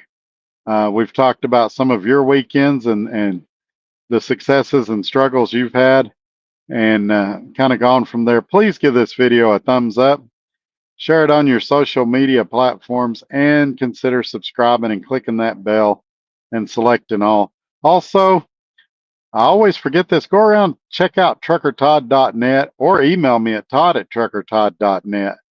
If you want to know more about SRO logistics, maybe you want to work with me, um, email safety at srologistics.com. All that's in the ticker at the bottom of the screen. And tell him you've been watching Trucker Todd, you want more information, and we'll get you taken care of. Got to have your own truck, though. No lease purchase at this time. I can help you find a truck, though, if you need one. Robbie Ross, channel member and moderator. I get a good chuckle every time I see trailers say, "We have the best pay." Then you find out their pay sucks. CR England is a great example. Yeah, I guess it depends on what your definition of great pay is.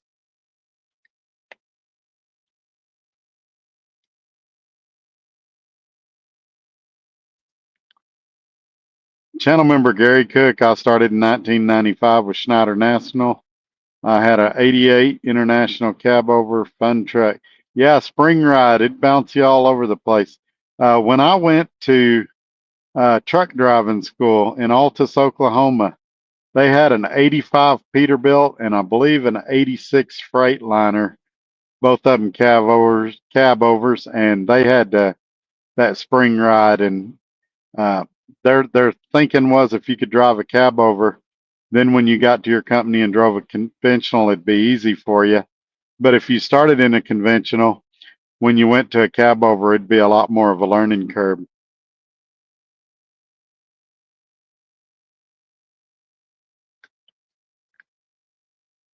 Steve Given, yes, Swift had cab overs. Yeah, I don't doubt it. I think it was just probably before I got there.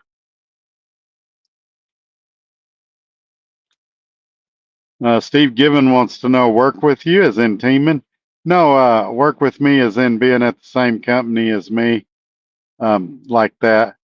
Sometimes I'll pass through Gulfport when guys are going through orientation or things like that. So um, work with me in that. If you have any problems or questions, you can call me. And since it's a company I work at, I can help you answer questions or things like that.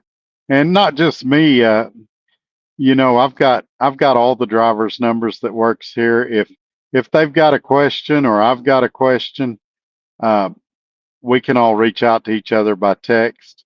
We're all in a group chat. If he needs to get a message to all of us, he can send us a group message. Work with me in that way.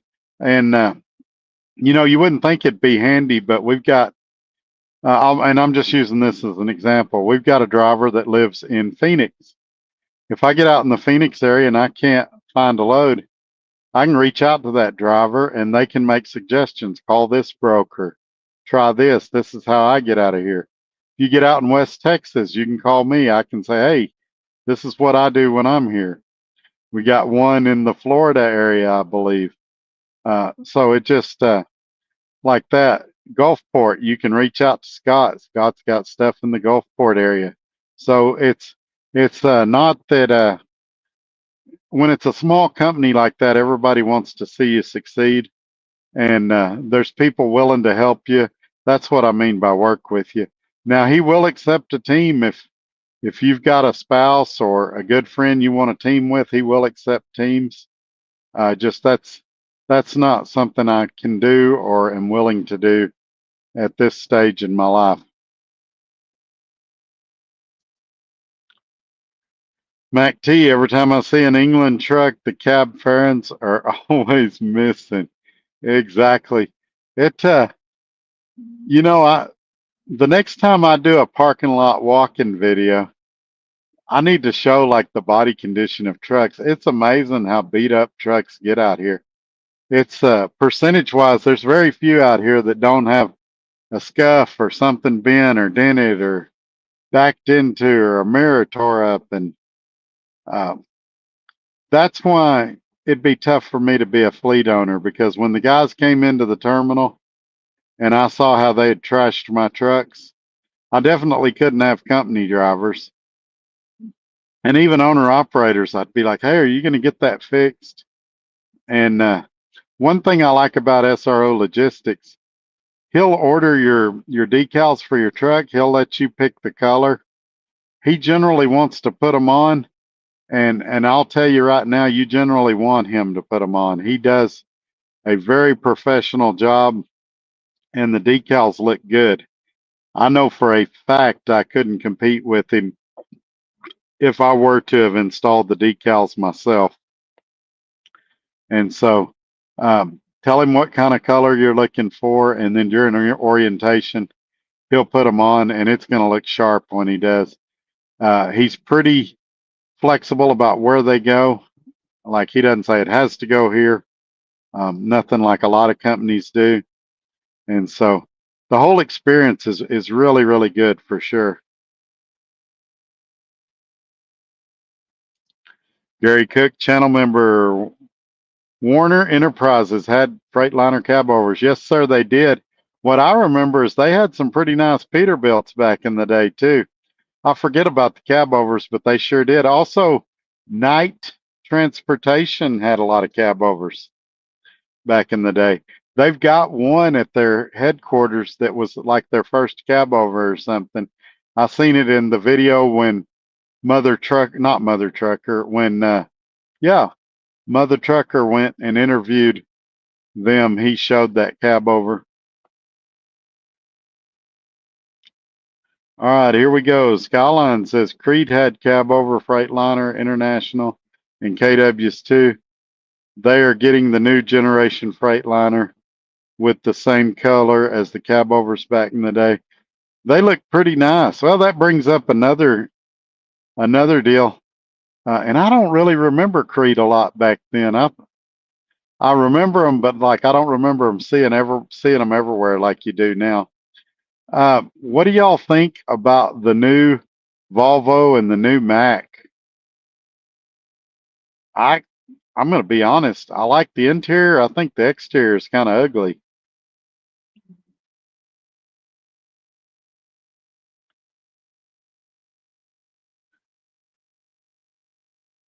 I like the Mack Anthem a lot better. And I like the previous generation Volvo a lot better than the new ones. What do y'all think? Am I just an old fuddy-duddy and it'll grow on me, or do you think they're ugly too? Or have you even seen them yet?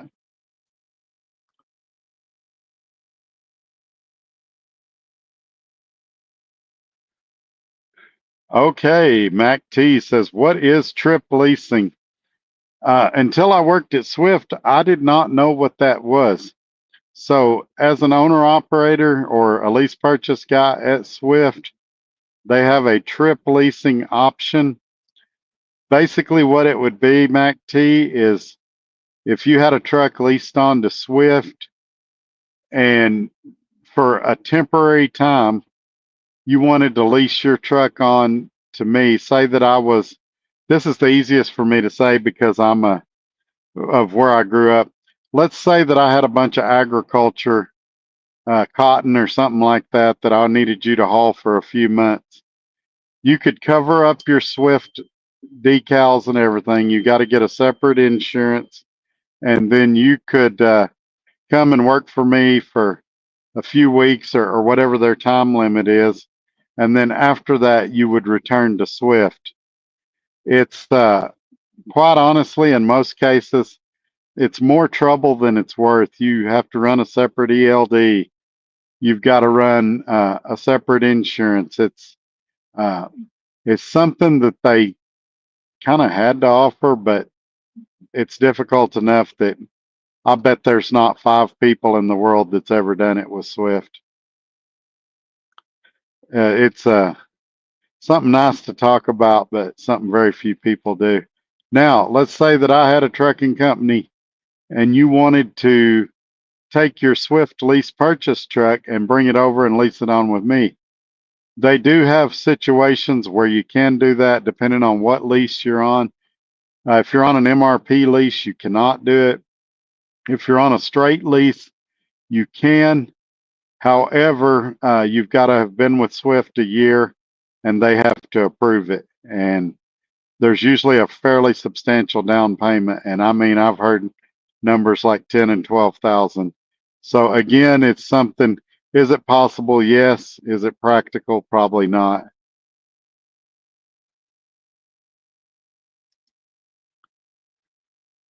Steve Given, never been a Mac fan. So the very first lease purchase truck I ever paid off was a Mac CH13, or I'm sorry, it was a 99 Mac CH613, and it was a great truck.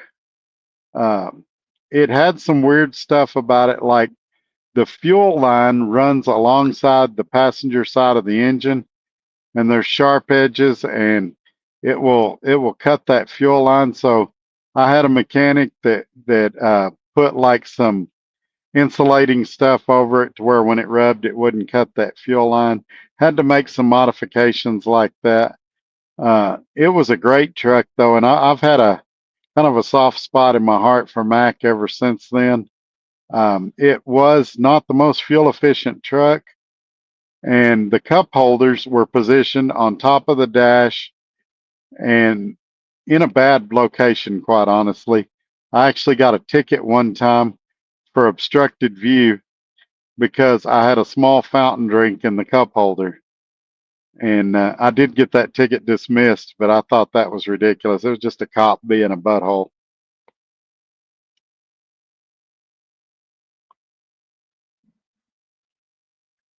But now I wish I had that 99. It would be a great truck. And I like all the Macs, but I think the Anthem is cool looking. Big downside to it, from what I hear, is there's not a lot of storage on the inside. But DIY Semi has some, and in the videos I've seen of his, he says they're really fuel efficient and they've been pretty reliable.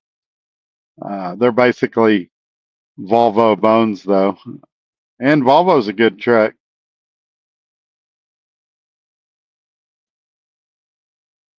Chris Bollinger says, I wouldn't be caught dead in a Volvo or a Mac. They don't do it for you. What do you not like about them, Chris? Mac T, they make these new trucks and the mirrors get smaller. Nice and ready for a new grad to tear something up. Yeah, exactly. And some of them don't even have mirrors now. They got the monitors on the A pillars, and I'm like, man, that doesn't seem like a great idea either. But the one thing that we can all agree on, the people that are designing and manufacturing these new trucks have never been truck drivers. The people that are designing and manufacturing these autonomous trucks have never been truck drivers. Good grief, somebody is messaging me to death. Hang on a second, let's see what's going on.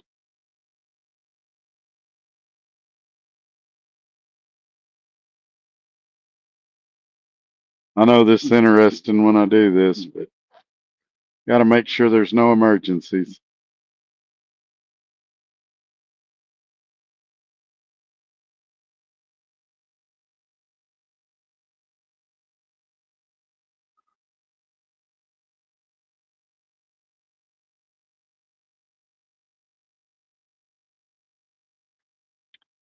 One more message to clear, or two more messages, and we'll be back in it. All right. Hey, man, Skyline sent me a ton of really cool pictures. Skyline, are you okay with me reusing any of these pictures? Or, some people are weird about that. Is it okay if I reuse these pictures in future videos?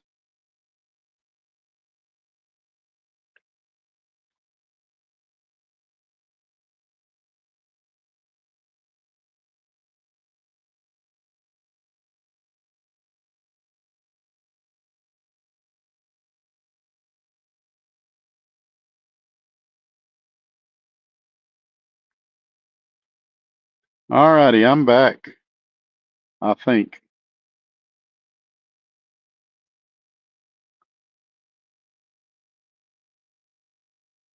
I think.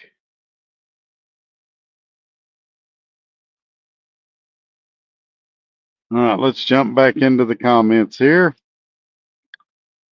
Gary Cook, channel member, I've seen a new Volvo that had cameras instead of mirrors.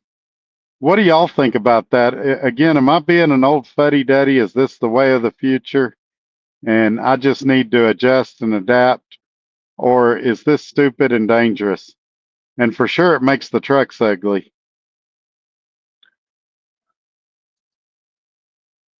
Skyline, I sent you some pictures on your phone. I sent you some pictures of my trip to Chicago for your background. Thank you. Yeah, that's what I was asking if I could use them. I will definitely put them in there. When y'all send me cool pictures, I can't post all of them, but the ones that look really cool, I'll work them into a future live.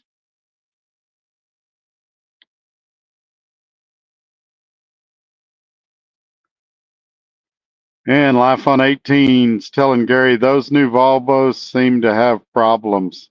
Yeah, I would extend that to new cars and pickups too. There's not anybody that's really building new reliable vehicles right now. Ford's having trouble, GM's having trouble, Toyota's having a lot of trouble. They got to get that stuff worked out. Um, I've said here recently, if my pickup ever went kaput and I couldn't fix it, which would definitely be the case right now, I'd be looking for an older vehicle that I could buy for cash or for small payments and fix myself. I'm talking something maybe from the 80s or 90s even. All this technology is coming at a cost. It's coming in the cost of ridiculous prices, $80,000, $100,000 vehicles, and reliability's gone out the window. Gary Cook, channel member, I've heard that too about the new Volvo. Yeah, and I'm sure if it extends to the Volvo, it probably extends to the Mac as well.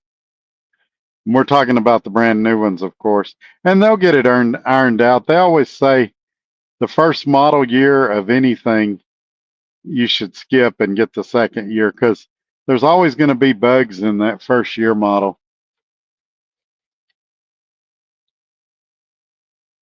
Sorry, my throat's getting dry.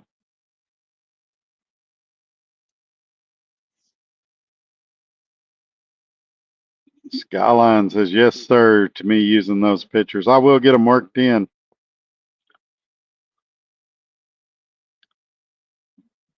Chris agrees with me that new Volvo is butt ugly, and the only way to keep the check engine light on a Volvo off is to permanently unhook the batteries. Yeah, yeah, you know, yeah, yeah, I wish I could argue with you, but the one cool thing, and I guess it's on a lot of trucks now, the last Volvo that I remember having was when I was at Roadrunner, and they could remotely access it. I had an 800 number I could call, and I could say, "Hey, my check engine light just came on," and they'd go, "Oh, yeah, it's this. Your gas cap didn't seal," or you know, one time I called them, they said, "Oh, it's just a hiccup." They said it'll reset itself, I think, after 15 key cycles or something, or it's a 72-hour light or something. So that was nice, not having to go to a shop, being able to diagnose it like that. And but yeah, I think that's all trucks right now. It's this emission stuff.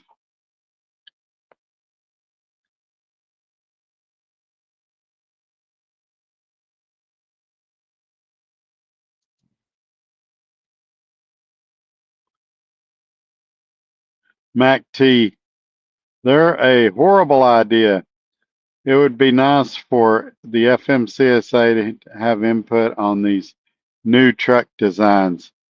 Yeah, and the problem I've got with it is the same problem I've got with the little air things that go on your uh, extenders, your cab extenders, the skirts that go underneath your trailer.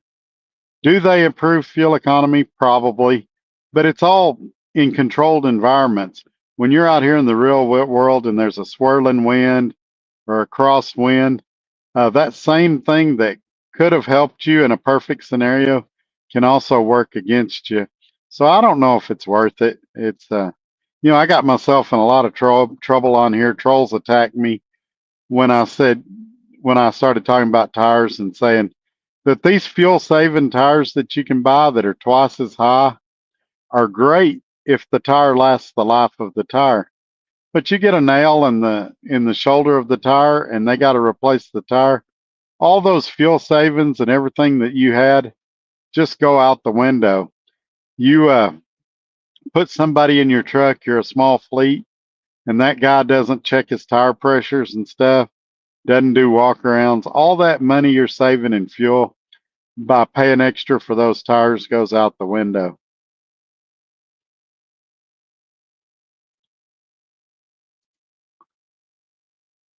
Channel member Gary Cook, more technology equals more cash for repairs, in my opinion. Yes, sir, absolutely. And that's part of the reason, like old farm trucks, construction vehicles, they get them plain. The less there is on them, the less there is to break. I don't even know if you can get a pickup with crank windows anymore. It's extremely difficult to find a truck with a manual transmission. I don't think you can get a full size pickup unless you go up to a 3/4 ton or 1 ton with a manual. And I don't even know if you can then. It's just um, more and more luxuries are getting put on there. And some of it increases the profit margins for the manufacturers. But some of that stuff, do we really need it?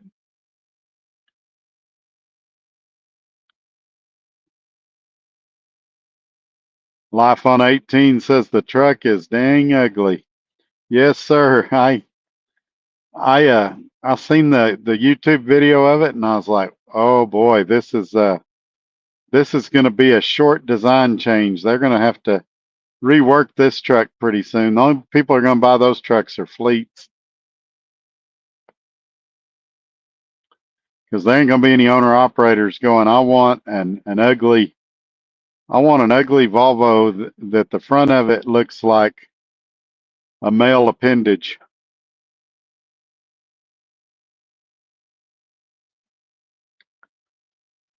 Mac T, some of these trucks, when a headlight goes out, it's a hassle because you can't simply put a new bulb in quickly, and your places like Love's can't fix them either. Yeah, some of them are like $2,500, and you've got to get them directly from the dealer, and that's insane. And in a situation like that, I wonder how long it's going to be. You know, if it's a $2,500 headlight, when you go home for home time and your truck's sitting at the truck stop, how long it's going to be before somebody steals a headlight because it's, you know, it's $2,500 if they go to the dealer and the dealer's got to order it. And but imagine somebody backs into your truck. A lot of these dealers, it's so expensive they're not stocking it; they got to order it, and it's insane.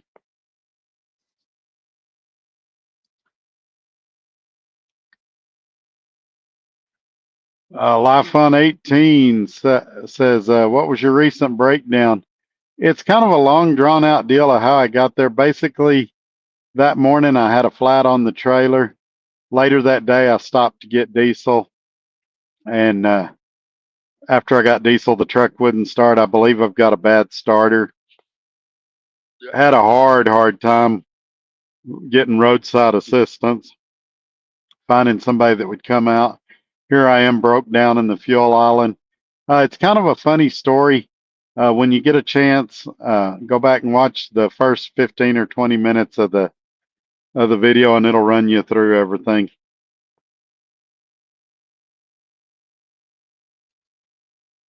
I'm still broke down. I mean, I'm able to drive the truck, but I can't turn it off or it won't start. Or we don't know if it'll start is probably the better answer.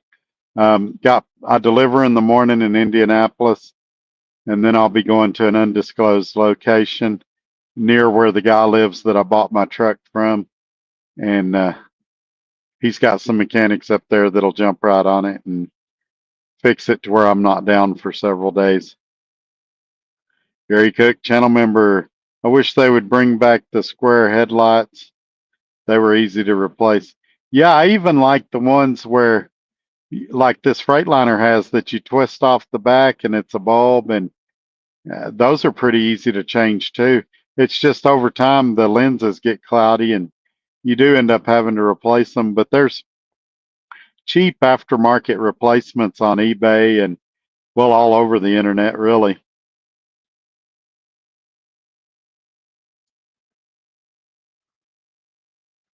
I've seen the Tesla trucks going in and out of California. They look like something from the Jetsons. Yeah, they don't do nothing for me. I think those trucks are designed for the younger generation drivers.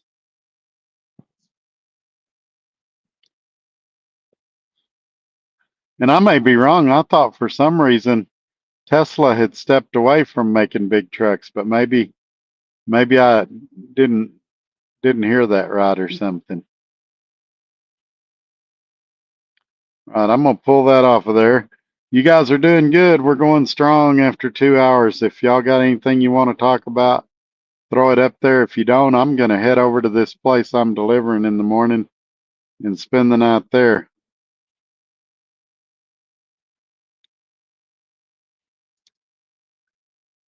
Steve Given, are you idling the truck now? Yeah, it's been suggested that I do not turn the truck off until we replace the starter.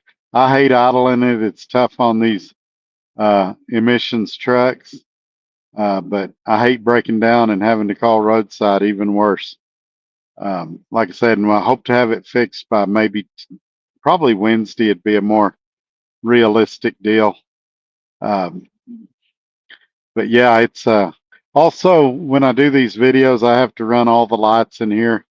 I've got a refrigerator that's huge, and so when I do these videos, it's usually better to have the truck running anyway. I have done it without it idling, but it ends up getting hot in here, and everything. So I usually idle when I do these videos.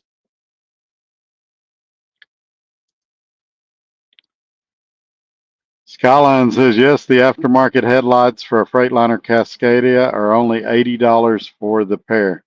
Yeah, it's really, really reasonable. And then if you need the bulbs, you can get them for really cheap at most truck stops and auto parts stores. They got them at Walmart usually.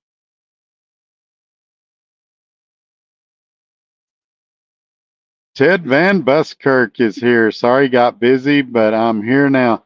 Glad to have you. Yeah, we had a lot of late arrivers today. I get it. It's not a normal video day. If you missed the video, go back and watch the first 15 or 20 minutes, and it's kind of funny what happened to me, and you can get caught up after the show and know what's going on. I'm going to do my best to do another video Tuesday night and let y'all know kind of where I'm at. Who knows? By then I may be in a hotel somewhere, but hopefully I'm still in the truck. Yeah, there was Tesla truck pulling Pepsi Frito-Lay trailers. Oh, okay. What I want to see is how one of those does in a crash, because they don't look like, if you said, Todd, tomorrow morning you're going to have a crash. You can have it in your Freightliner, or you can have it in a Tesla truck. Which would you rather have that accident in? I'm thinking I'd rather have it in the Freightliner or the Peterbilt or the Mack, the Volvo, anything but that Tesla truck. It just doesn't look safe. But a company like Walmart will probably buy those trucks up like crazy.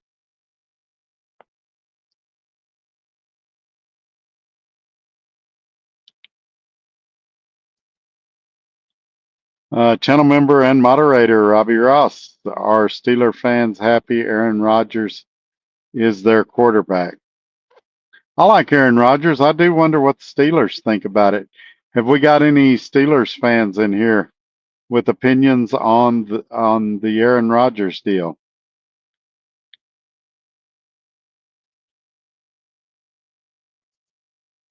We'll give everybody a few minutes to type. Maybe somebody will say something.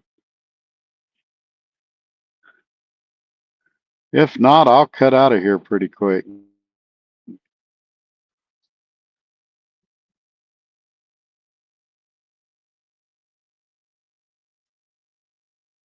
Best truck I ever drove was, this is William Scooby, was an International Eagle 99. Had plenty of room and would pull anything. Yeah, my experience with those is Dart had some back in the day, and I actually rode in a couple of them.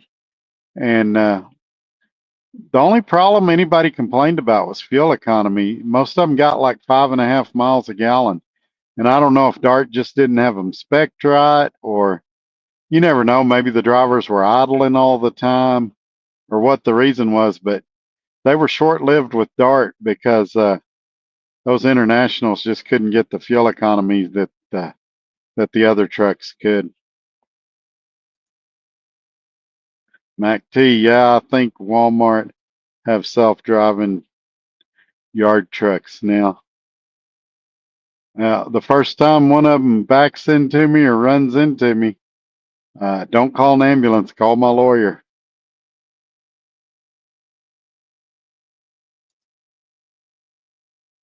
Because it's a matter of time until one of those yard trucks is going to run over somebody backing into a dock, or something's going to go wrong. And I think it's going to be lawsuit city as soon as it happens. They're going to get them, and I'm not a lawyer, this is not legal advice, but they're going to get them the same way they get us if we have anything happen in trucking. They're going to say that they knew there was a problem, they didn't do nothing about it. What safety procedures did they go through to make sure these trucks were safe? Walmart's going to say, it's not me, it's Tesla. Tesla's going to say, it's not us, it's Walmart. And it's just going to be a big old mess. William Scooby, everybody's quality control sucks now, I personally think. it goes back to work ethic. Absolutely. Since COVID, everybody, and I've said this, it seems like since COVID, everybody's lazy and dumb. They do the bare minimum they can, and nobody takes pride in their work. Um, they don't even try to do their best anymore. It's just what's the bare minimum I can get away with, and you don't have to leave the truck stop to see it. You see people get out of their truck with bedhead, look like they hadn't had a shower in 2 weeks, wearing their pajamas or slippers.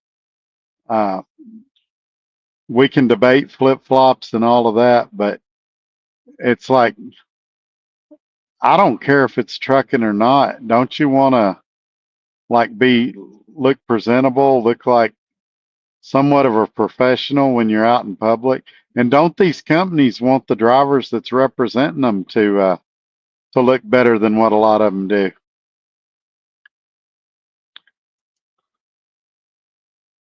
Robbie Ross, channel member and moderator. I know the Walmart in Buckeye, Arizona has that truck, and also converting autonomous unloading and unloading. Yeah, I don't remember where it was. I think it was in Colorado somewhere. I went to an Anheuser-Busch, and they had forklifts that were loading the trailers, and that was actually pretty cool. You could peek through the window and watch them, and they had lines painted on the ground, and the forklifts basically followed the lines and load your trailer, and it would do a pretty good job.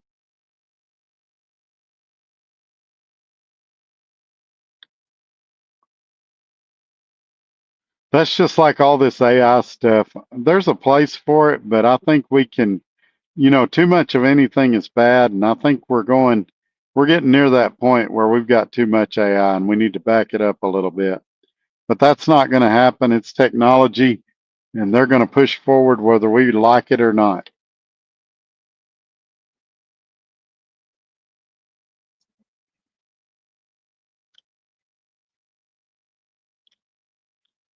All right, I'm going to give y'all just a couple more minutes to get those comments in. If we don't see anything, I'm going to get back to work.